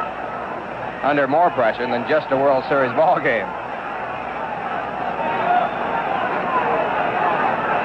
Mets trying to get back in it. They trail by 4.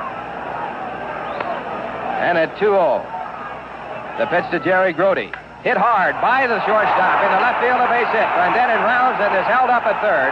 The throw in is taken by Robinson in the cutoff position, and the Mets have the bases loaded and the tying run coming to the plate. Hard smash by Jerry Grote beyond Zelanger's diving try in the left field. The ball hit hard, and with the Mets trailing by 4, the third base coach, Eddie Yost, playing safety first, holding up Don Clendening. Now Weiss the batter. Ralph, we put it up before, and maybe it'll hold up for number 40, but going into this inning, the Oriole pitching staff, dating back to the 66 series, 39 scoreless innings, but the Mets have loaded them up with 1 down. So the Mets threatening strongly now. 1 man away in the 7th, the batter Al Weiss. Al is 0 for 1. He also has walked. And Cuellar into the windup and the pitch. Swung on and missed, strike 1. Don Clendening started the inning off with a single to center field. Ron Swoboda walked to put runners at first and second. Ed Charles flied out to right. But then Jerry Grote with a hard single to left. Got the bases loaded. And Cuellar into the windup. The 1-strike pitch. Outside for a ball. It's 1-1.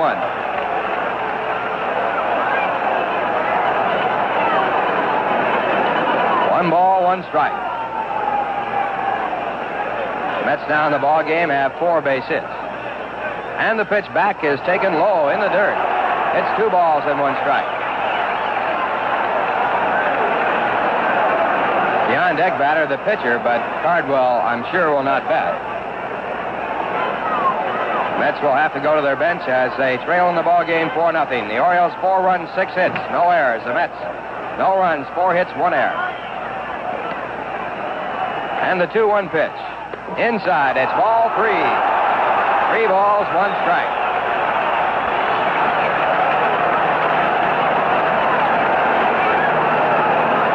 Cardwell is in the on-deck circle. Ron Taylor throwing in the bullpen for the Mets. Here's the 3-1 pitch. It is over for a called strike, and Al Weiss was taking all the way.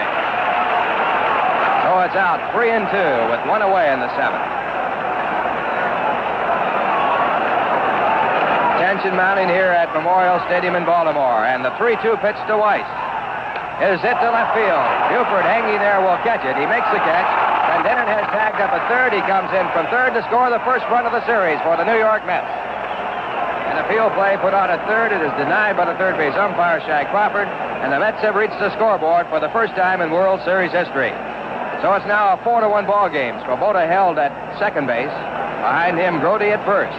And that scoreless streak of 39 innings now broken by the Mets.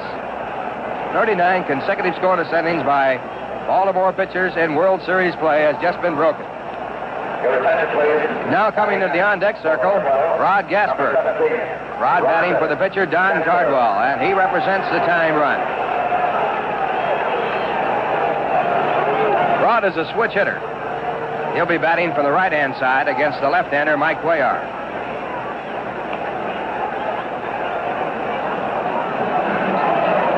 Rod batted .228 in the overall season. He had 1 home run and 14 runs batted in. He is used mainly as a defensive ball player, a fine defensive outfielder, and now pinch hitting and playing in his first World Series ball game from Long Beach, California. Rod Gasper. He spells his name Gaspar. Pronounces it as it were spelled ER. And the first pitch, outside a ball. Gasper with a peculiar stance, and if you go back to Archie Vaughn of the Pittsburgh Pirates, you might be able to get a vision of how he stands at the plate. He has an open stance, swings back into the play as the pitch is made. Now Cuellar working with runners at first and second and 2 away. And the pitch taken over for a called strike.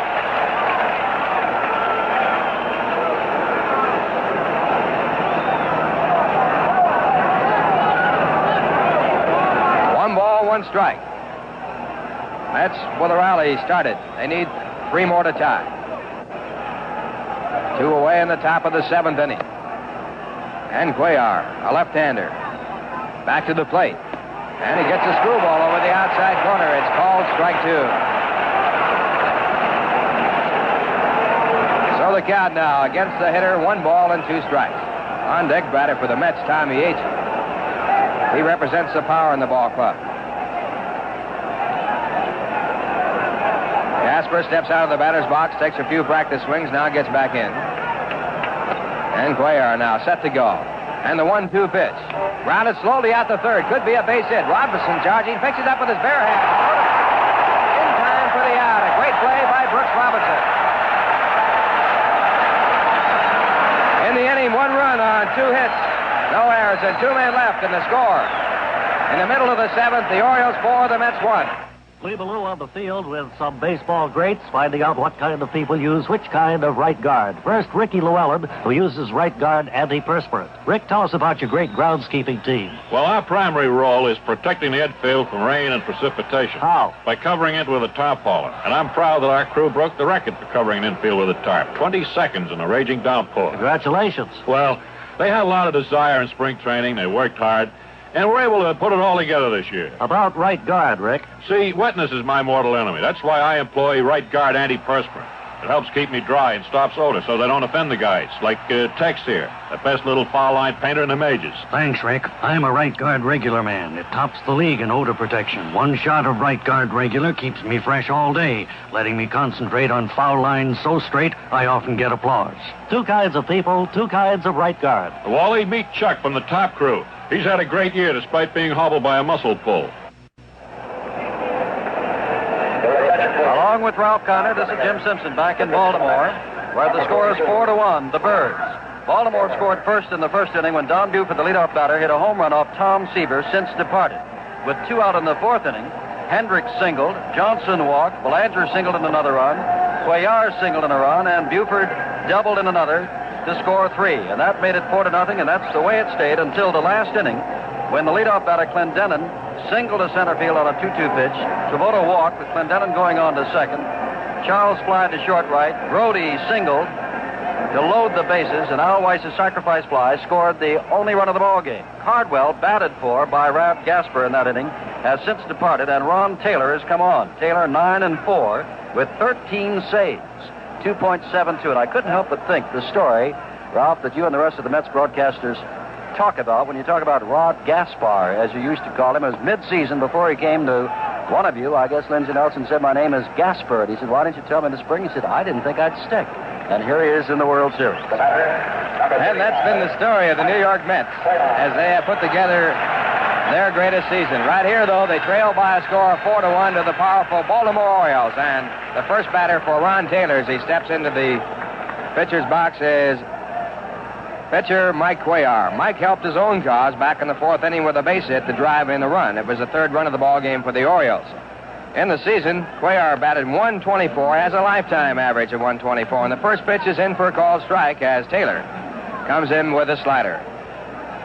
Ron, born in Canada, lives in Toronto, Ontario, 31 years of age. He is the only Met with World Series experience. And the 1-strike pitch, a slider inside, ball 1, 1-1.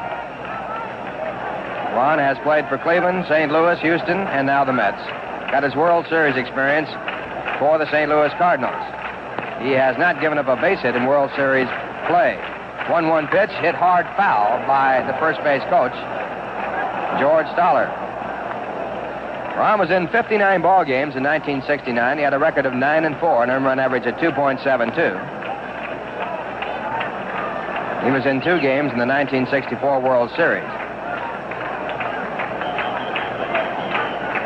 Cuellar, left-hand batter, 1 for 2 in the ball game. Taylor back, and the pitch is way inside off the glove of Jerry Grody.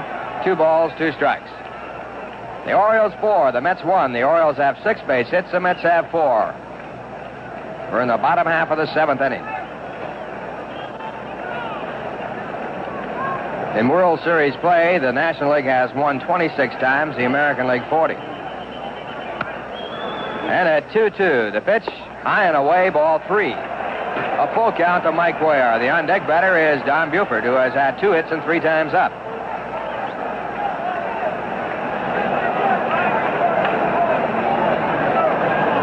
Taylor has the signs and the 3-2 delivery. It is swung on and fouled back into the stands, and the count remains at 3 balls and 2 strikes.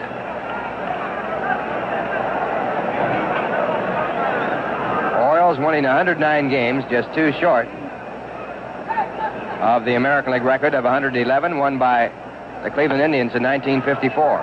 3-2 pitch, swung on and missed, and Taylor gets a strikeout. As Cuellar goes back, Ralph, it is an encouraging word for the Baltimore Orioles fans and a discouraging word for the New York Met fans in that Mike has finished 18 ball games this year. And he's riding along despite a little bit of trouble in the top half of this inning. Now the batter will be Don Buford. His home run put the Orioles on the scoreboard in the first.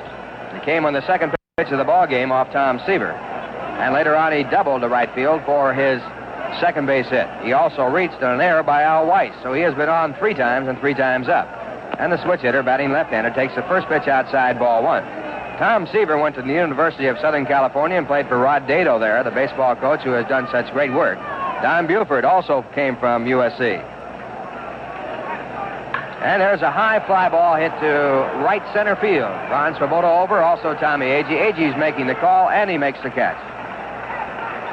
2 men away. That'll bring up Paul Blair. Blair, a former New York Met. He was drafted out of the organization by Baltimore. Struck out his first time up, flied out to left field his second time up, and grounded out on a good play by Ed Charles, the third baseman, his third time up.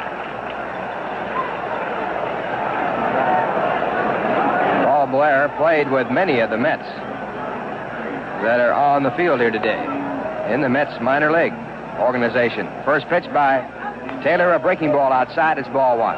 Taylor, primarily a slider curveball pitcher. He'll sneak the fastball in tight, usually try to waste it, make you go for the low outside breaking pitch. Now at 1-0, the pitch back to Blair, low and away. It's 2-0. Orioles lead 4-1. 2 men out, bottom half of the 7th inning. And at 2-0, Blair takes over the outside corner, a called strike. 2 balls, 1 strike. Hank Soar, the home plate umpire. Frank Sikori, the umpire at first base. Larry Knapp, the umpire at second. Shag Crawford at third. Down the lines, Lee Wire in right. Lee DeMuro in left. 6 umpires in this ball game. 2-1 pitch. It is a breaking ball outside. So Ron Taylor with a 3-1 count, working to Paul Blair, the center fielder.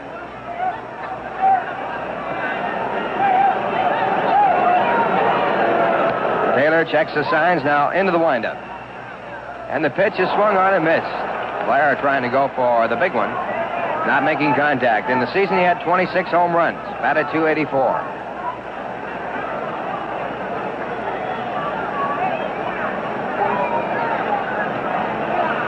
Now Taylor checking out the 3-2 sign. And the pitch is low, and it's ball 4. And Paul Blair, who led the club in stolen bases in the 1969 season with 20, is on at first base with 2 men away. And the batter coming up, Frank Robinson. Number 20, Frank Robinson. Frank is 0 for 3 in this ball game. He led the club in hitting with a .308 average. Had 32 home runs, 100 RBIs for the year. Robinson right on top of the plate, a strong, strong right-hand batter.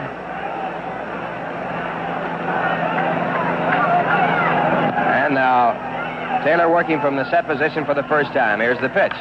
Swung on and fouled into the stands. It's strike 1. Frank Robinson started his major league career with the Cincinnati Reds. He hit 10 home runs in April for an all-time American League high for that month. And he has 450 career home runs in 12 seasons.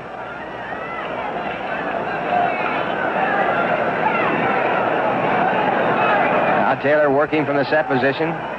Checking out the run at first. He breaks. Tater steps off the pitching mound and has Blair hung up between first and second base. Clendening takes the throw, tosses off to Al Weiss, who then makes the tag of Blair, and the side is retired. If you're scoring, it goes 1-3-4. In the inning, no runs, no hits, no errors, and no one left on base. And the score at the end of 7, the Orioles 4, the Mets 1. Let's do Yankee Doodle. Yankee Doodle, 1, 2. Down.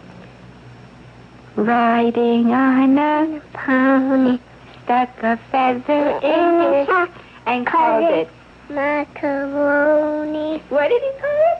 Macaroni. After a child has been in a bad accident, how can an insurance company help him to laugh again? The Hartford knows that money alone can't do it, but people can. Doctors, specialists, therapists when they're needed, to treat the injuries, to soothe the shock. And getting them there fast can also help. At the Hartford, we know it's often the kind of help you bring in at the start that determines whether or not there'll be a happy ending. Insurance by the Hartford. We try to keep things simple.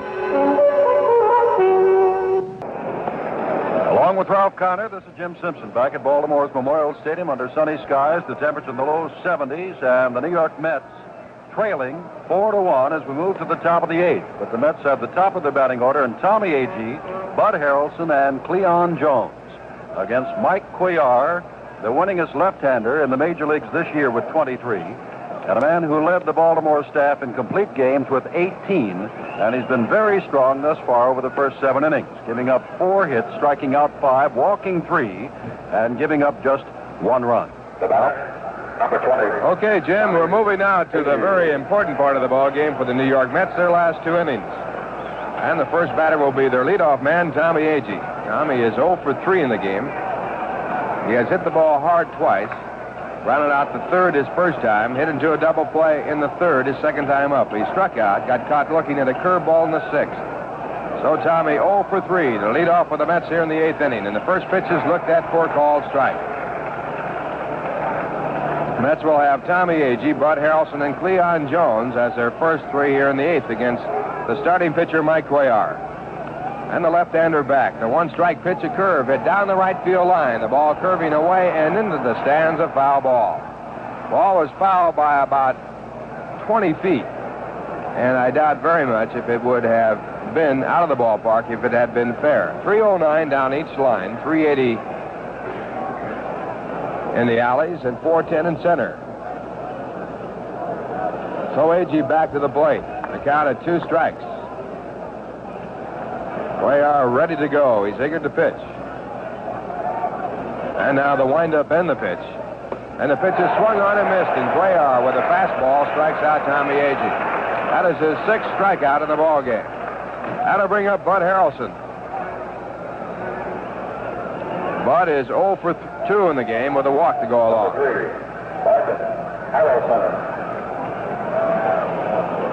Bud batting right-handed against the left-hand pitcher. Cuellar with the screwball, curveball, and fastball. Pitching a strong ball game. Orioles lead 4-1, and the first pitch a fastball swung on, strike 1. And as we pointed out earlier, or actually Jim Simpson pointed out, Cuellar has changed his pitching pattern throughout this ball game. That's right, Ralph, and we now have the attendance figures under capacity, 50,429, but only a few not in seats in the upper right field deck and in dead center field where there's some temporary bleachers. 50,429 looking home. Now Cuellar back to the plate and missing inside. It's 1-1.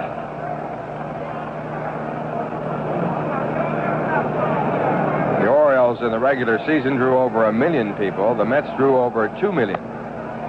1-1 pitch is high and away, and it's 2 balls, 1 strike. The Mets led the major leagues in attendance with 2,175,373 paid admissions. I don't know how many other people that got in free, Jim. Now a swing and a foul back out of play, and the Cat goes to 2-2. And don't forget this series after tomorrow, game time will be at 2 o'clock, moves on to be in Shea Stadium on Tuesday, Wednesday, and Thursday. Tomorrow's pitchers scheduled to be Dave Mcnally, a 20-7 performer for the Orioles, and Jerry Kuzman, a 17-7 performer. make it 17-9 performer for the Mets. Now a ground ball foul, and the count stays at 2-2.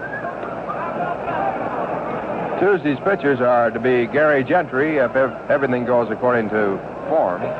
Gary, a rookie in the major leagues, won 13 and lost 12. Jim Palmer, hard-throwing Oriole pitcher with a 16-4 record, scheduled for the Orioles. Now a pitch outside and low, a screwball missing, and the count full for Bud Harrelson.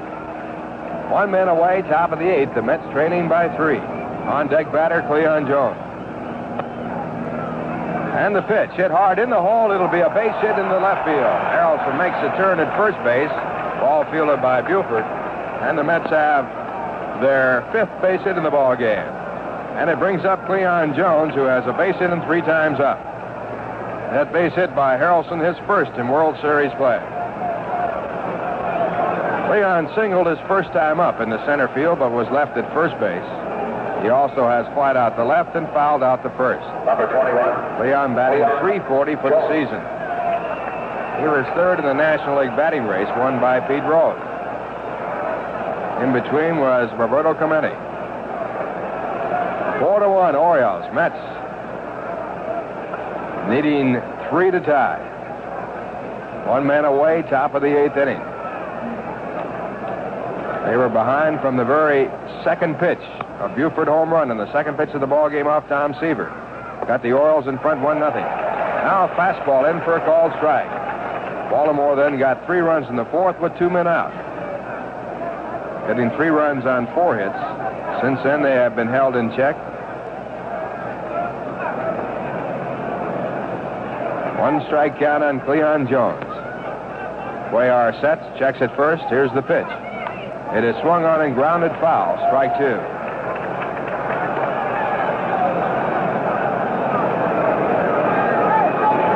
Cleon Jones, in the course of the regular season, had 12 home runs. Drove in 75 runs. He missed just about the last 20 days of the season with a pulled muscle in the rib cage. Harrelson, a safe lead at first, or apparently safe lead. Coached there by Yogi Berra. Now Cuellar with a 2-strike count. Back to Jones. The pitch is hit hard at the second baseman, Johnson. He knocks the ball down, throws to the shortstop covering that second base for the force play there, and the throw on the first base was not close. So a good play by Dave Johnson, the second baseman, and a hard smash. It got to him on the short hop. He smothered the ball, picked it up, and then threw to second base, where Zelanger was covering for the force play. That brings up Don Clendening, who has had 2 hits and 3 times up. Don has doubled and singled and has scored the only run for the Mets. It came in the 7th.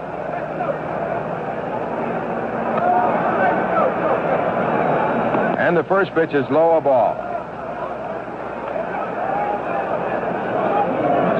Clendening, a right-hand batter. 16 home runs in the regular season, batted .248. Orioles lead 4-1. Cuellar working. Jones at first. Here's the pitch. It is hit foul down the right field side, and the count now 1-1.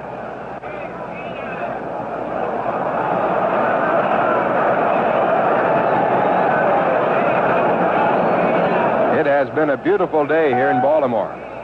Right now, for the first time, shadows extending between home plate and the pitcher's mound from the light standards. A little tough on the hitters. Here's a 1-1 pitch. Swung on and fouled back against the screen, and Cuellar getting a fastball about letter high by Clendening, and down with a hard swing.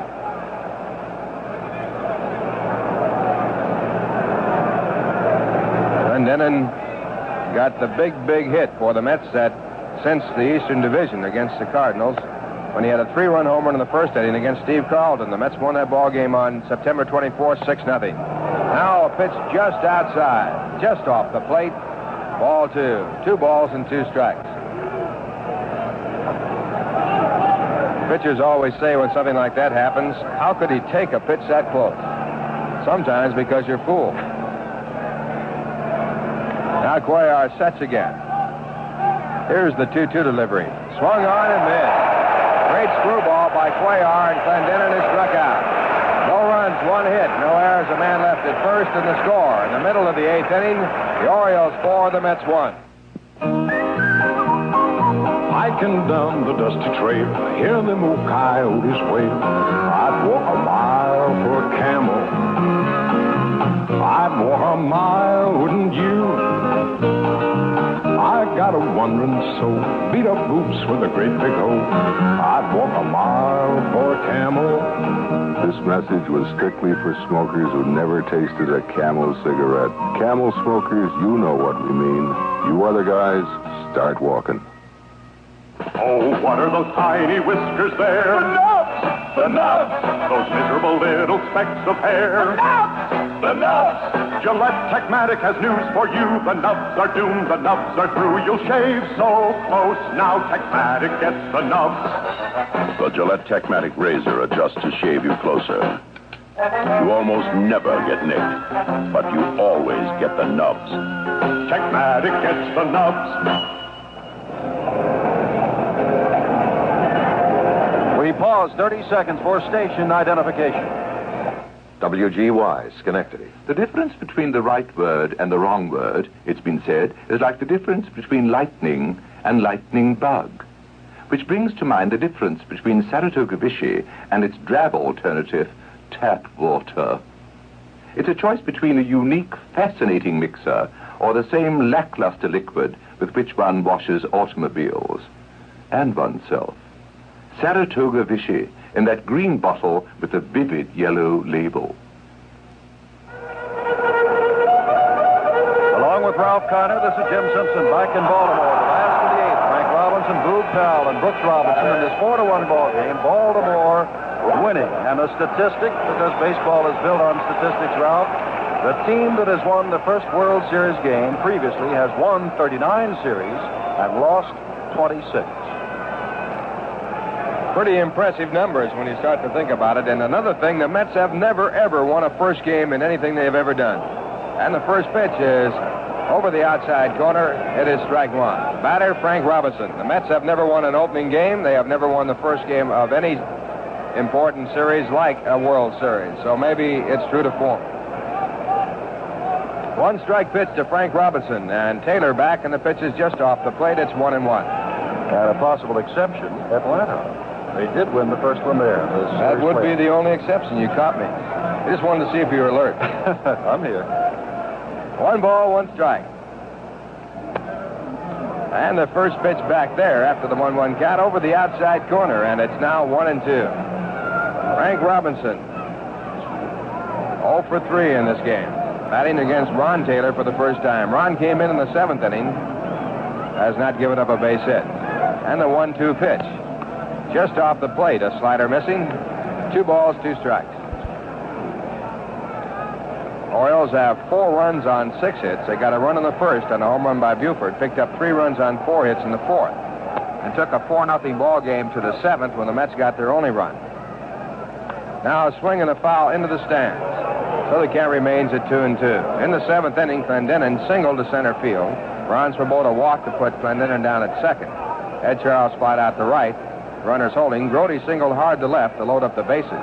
And then Al Weiss, on a 3-2 count, hit a sacrifice fly to left field, and the Mets got their first run in World Series play. 2 balls, 2 strikes. Taylor back, and a pitch drilled foul deep down the left field line. Robinson way out in front. The count remaining at 3-2. Behind Frank Robinson, Boog Powell, and Brooks Robinson. Taylor's first 3 here in the 8th inning.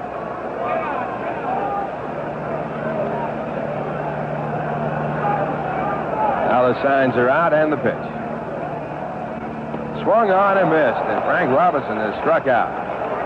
Taylor picking his 2nd strikeout up. Robinson striking out for the 2nd time in the game, and that'll bring up Boog Powell, who has a single and 3 times up.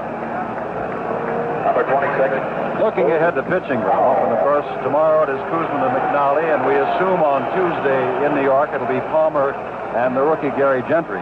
Baltimore, if successful in this series, could go through it without even using a 14-game starter by the name of Tom Phoebus.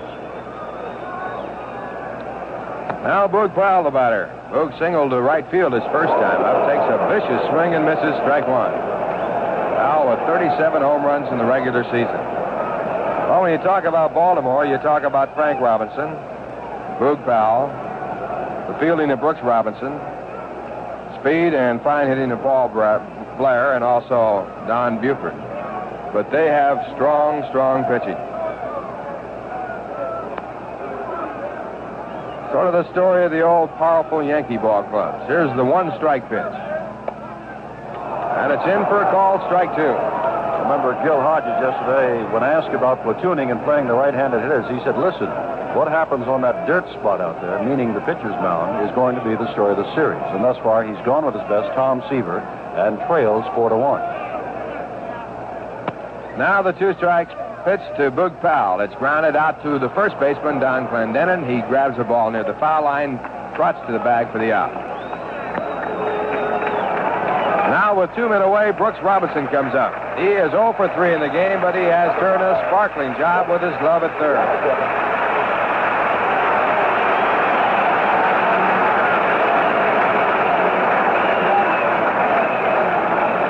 Brooks is 0 for 3. He flied out to center, popped up to second, lined out to second in his 3 trips. What a job he has done at third base. He has handled some difficult chances, the hard chances, tricky hops and whatever. And the first pitch by Taylor outside, a breaking ball, ball 1. If you want to look ahead to the 9th inning, as the Mets trail 4-1 and come up in the 9th, they'll be sending up Ron Swoboda, Ed Charles, and Jerry Grody as their players in the lineup. 1-0 pitch over the outside corner, 1-1.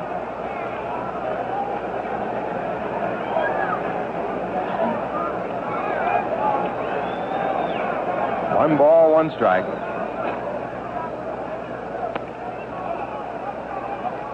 And a swing and a miss. Robinson going for an outside curveball. Brooks has 196 career home runs. That's the all-time high for a third baseman in the American League.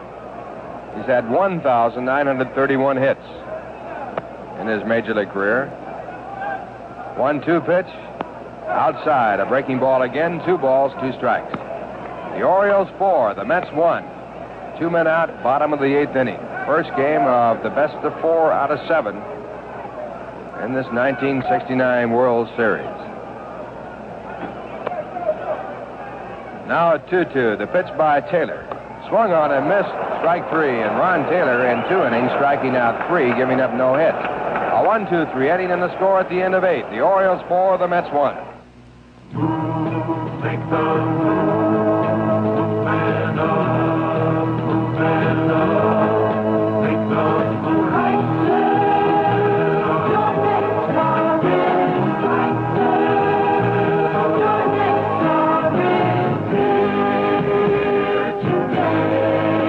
The 1970 Chryslers with new torsion quiet ride are here.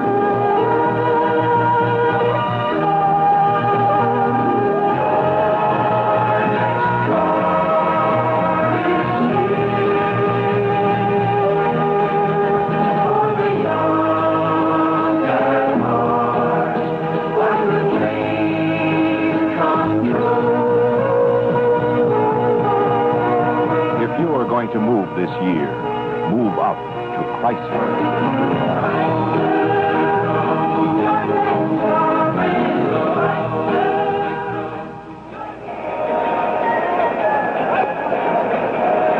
Well, we go to the top of the 9th inning, and this is Jim Simpson with Ralph Connor in Baltimore. This, the first World Series game of 1969. Those amazing Mets who came on from being 9.5 down in August to Chicago to win their division, and then go on to the league championships and sweep the Braves in 3 straight. Right now are 3 runs down to the Baltimore Orioles with 3 outs remaining. Ron Swoboda, Ed Charles, and Jerry Grody, as Ralph Connor told you, the listed hitters. And for those amazing Mets, they'll need something amazing against Mike Cuellar, the winningest left-hander in the major leagues this year with 23. He's completed 18 ball games and hopes to complete this, his first World Series assignment. Ralph? Okay, Jim, and the confidence set up by the Orioles. No one warming up in the bullpen at this point as Mike Cuellar will start off against Ron Swoboda. Ron is 0 for 2 in the game, and the first pitch is low for a ball. It'll be Ron Swoboda, Ed Charles, and Jerry Grody as the Mets try to get back in. They trail by 3. Cuellar into the windup, and the 1-0 pitch, a called strike. It's 1-1. Swoboda struck out his first time up, flied out to center his second, walked in the 7th inning. Right-hand batter being played as a pull hitter, and the 1-1 pitch, a hard swing and a miss. 1-2. Cuellar has struck out 7 in the ball game. He has walked 3. He has given up 5 base hits. And the next pitch is outside. Screwball missing. 2 balls, 2 strikes. Cuellar, a lifetime against the New York Mets from his National League days. 5 wins and 5 losses. Last year against the Mets, he won none, lost 2. Here ahead in a very important game, and a ground ball hit back to the mound. Knocked down by Cuellar. He cannot pick it up, and Swoboda is safe at first. That ball looked like it might go through. Cuellar knocked it down, went over, had a chance to pick it up and get his man at first base, but he could not find the handle, and Swoboda is on. It is being scored a base hit, and that brings up Ed Charles. Chalk that one up to anxiety. Well, no doubt about it. Too anxious to make the play. Just in too much of a hurry to get that big out here in the 9th. Ed Charles, the batter. Ed has no hits and 3 times up. He was robbed of a base hit by Brooks Robinson back in the 5th. Right-hand batter, and the pitch. Charles takes, trying to get on. It's in for a called strike. Boog Powell, the first baseman, playing deep behind the runner at first. The Orioles not figuring the runner to be running with the Mets trailing by 3. Now Cuellar sets, and the pitch. And a fly ball hit the center field. Ease him back under the ball, Paul Blair, and he makes the catch. Swoboda halfway down the line, back to first. There is bullpen action now going for the Baltimore Orioles. And for the Mets, Jerry Grody coming up. Jerry had a base hit in the 7th inning. He's been up 3 times. His base hit loaded up the bases and set it up for Al Weiss to drive in the Met run that came in the 7th. Orioles lead 4-1. And the first pitch to the right-hand batter, high and away a ball. Orioles got a run in the first on Buford's home run. And they picked up 3 runs in the 4th inning on 4 hits.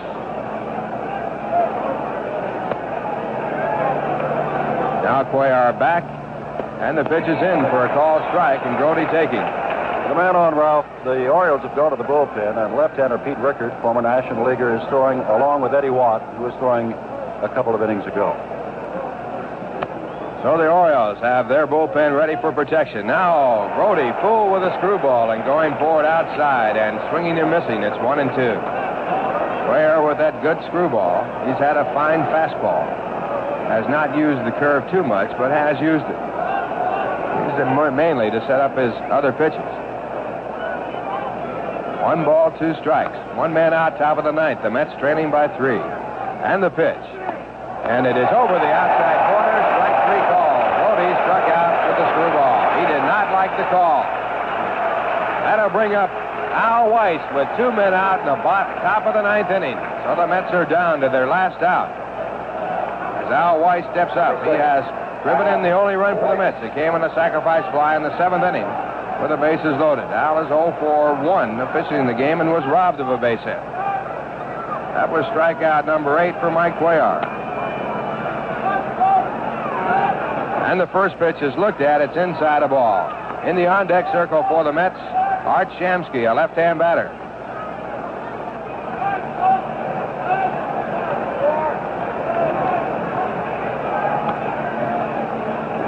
Now Cuellar sets. Here's the pitch.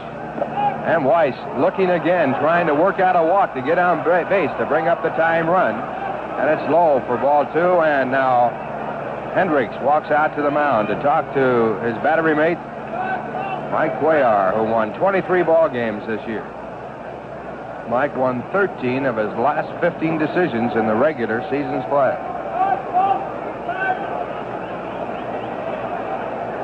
Two men away. Top of the 9th inning. The Mets need 3 to tie. 4 to go ahead. Now Now the signs are out. And the 2-0 pitch. And it's low, ball 3, and again Al Weiss taking. And they count 3 balls, no strikes. If Weiss can get on, it will bring the tying run to the plate.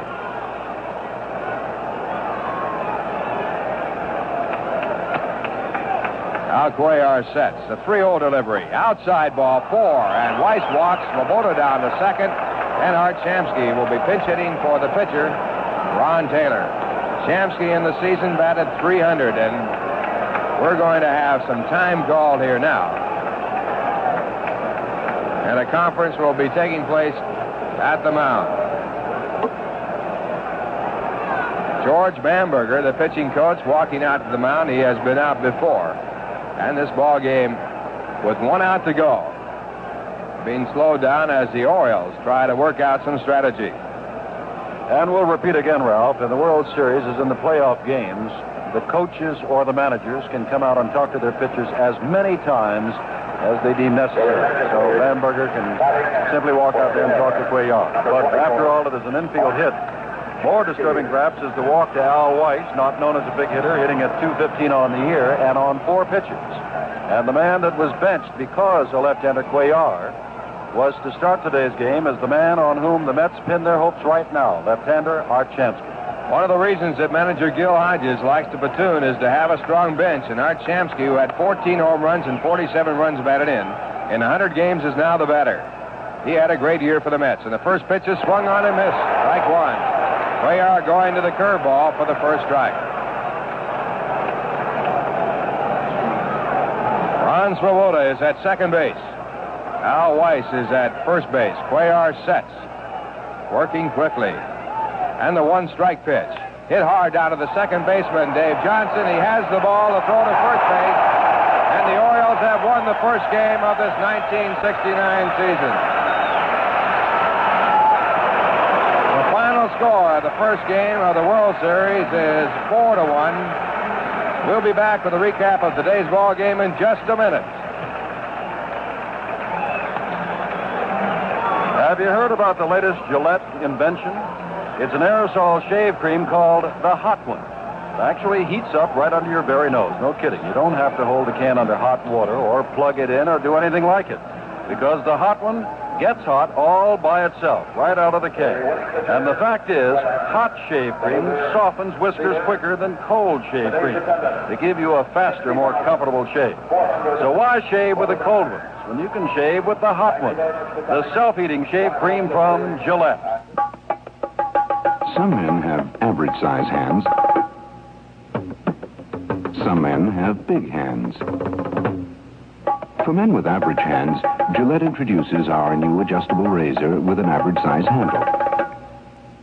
For men with big hands, Gillette introduces our new adjustable razor with a long handle. Both new razors have 9 precision settings.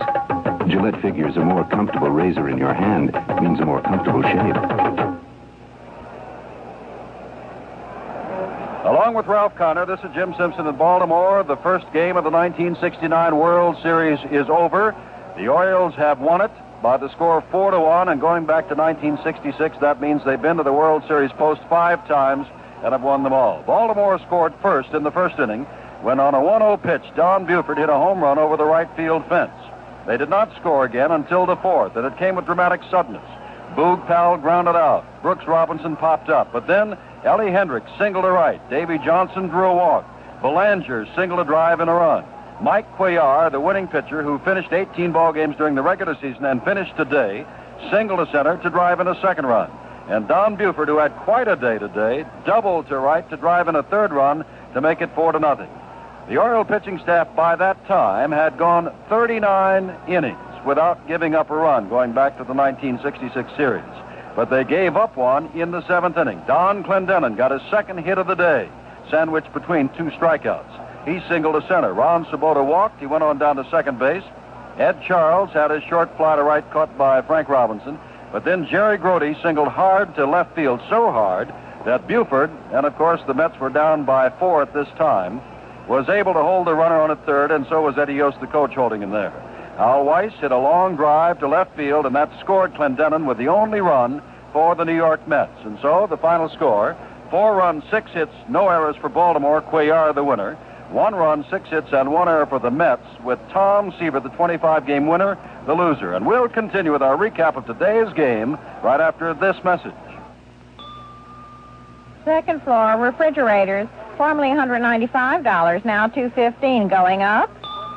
If you had a fire in your home today and had to replace everything, this is what you'd find when you went shopping. Third floor, living room sofas, formerly $210, now $225, going up. Basic things have gone up 5, 10, 20%. Then there's the cost of your house itself. This is why the Hartford invented Inflation Guard, the first homeowner's insurance policy that protects you against inflation automatically. To keep up with rising replacement costs, the Hartford boosts the value of your policy every 3 months. Sixth floor, rug. New Inflation Guard. The way prices are always going up, can you afford to be without it? Insurance by the Hartford. We try to keep things simple. Well, Ralph Connor, they say about the Baltimore Orioles, they have good hitting. They had it today. They have strong pitching. They had that today. But they also say about the New York Mets, for whom you broadcast, these kids bounce back. They certainly do, and the one point of the season that comes to my mind was when they lost 3 straight to the Pittsburgh Pirates near the end of the year. And they put in Jerry Kuzman in the first game of a doubleheader after losing those first 3 ball games of a 5-game series, and Jerry won the ball game.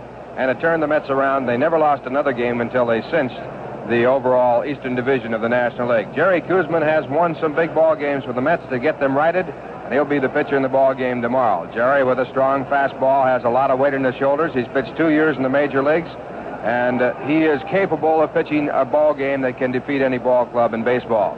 He'll have to, because the Orioles have a big advantage, as they have won the first game of this 4 out of 7 series. 39 times the team has won the first game, has gone on to win the series. 26 times it has happened the other way. So it's going to be a big job for the Mets and Jerry Kuzman. I would say this, he's capable of it. He has that kind of stuff. He'll have a tough man on the mound against him in Dave Mcnally. All right, Ralph, and we'll be back with a final rundown on today's ball game right after this message.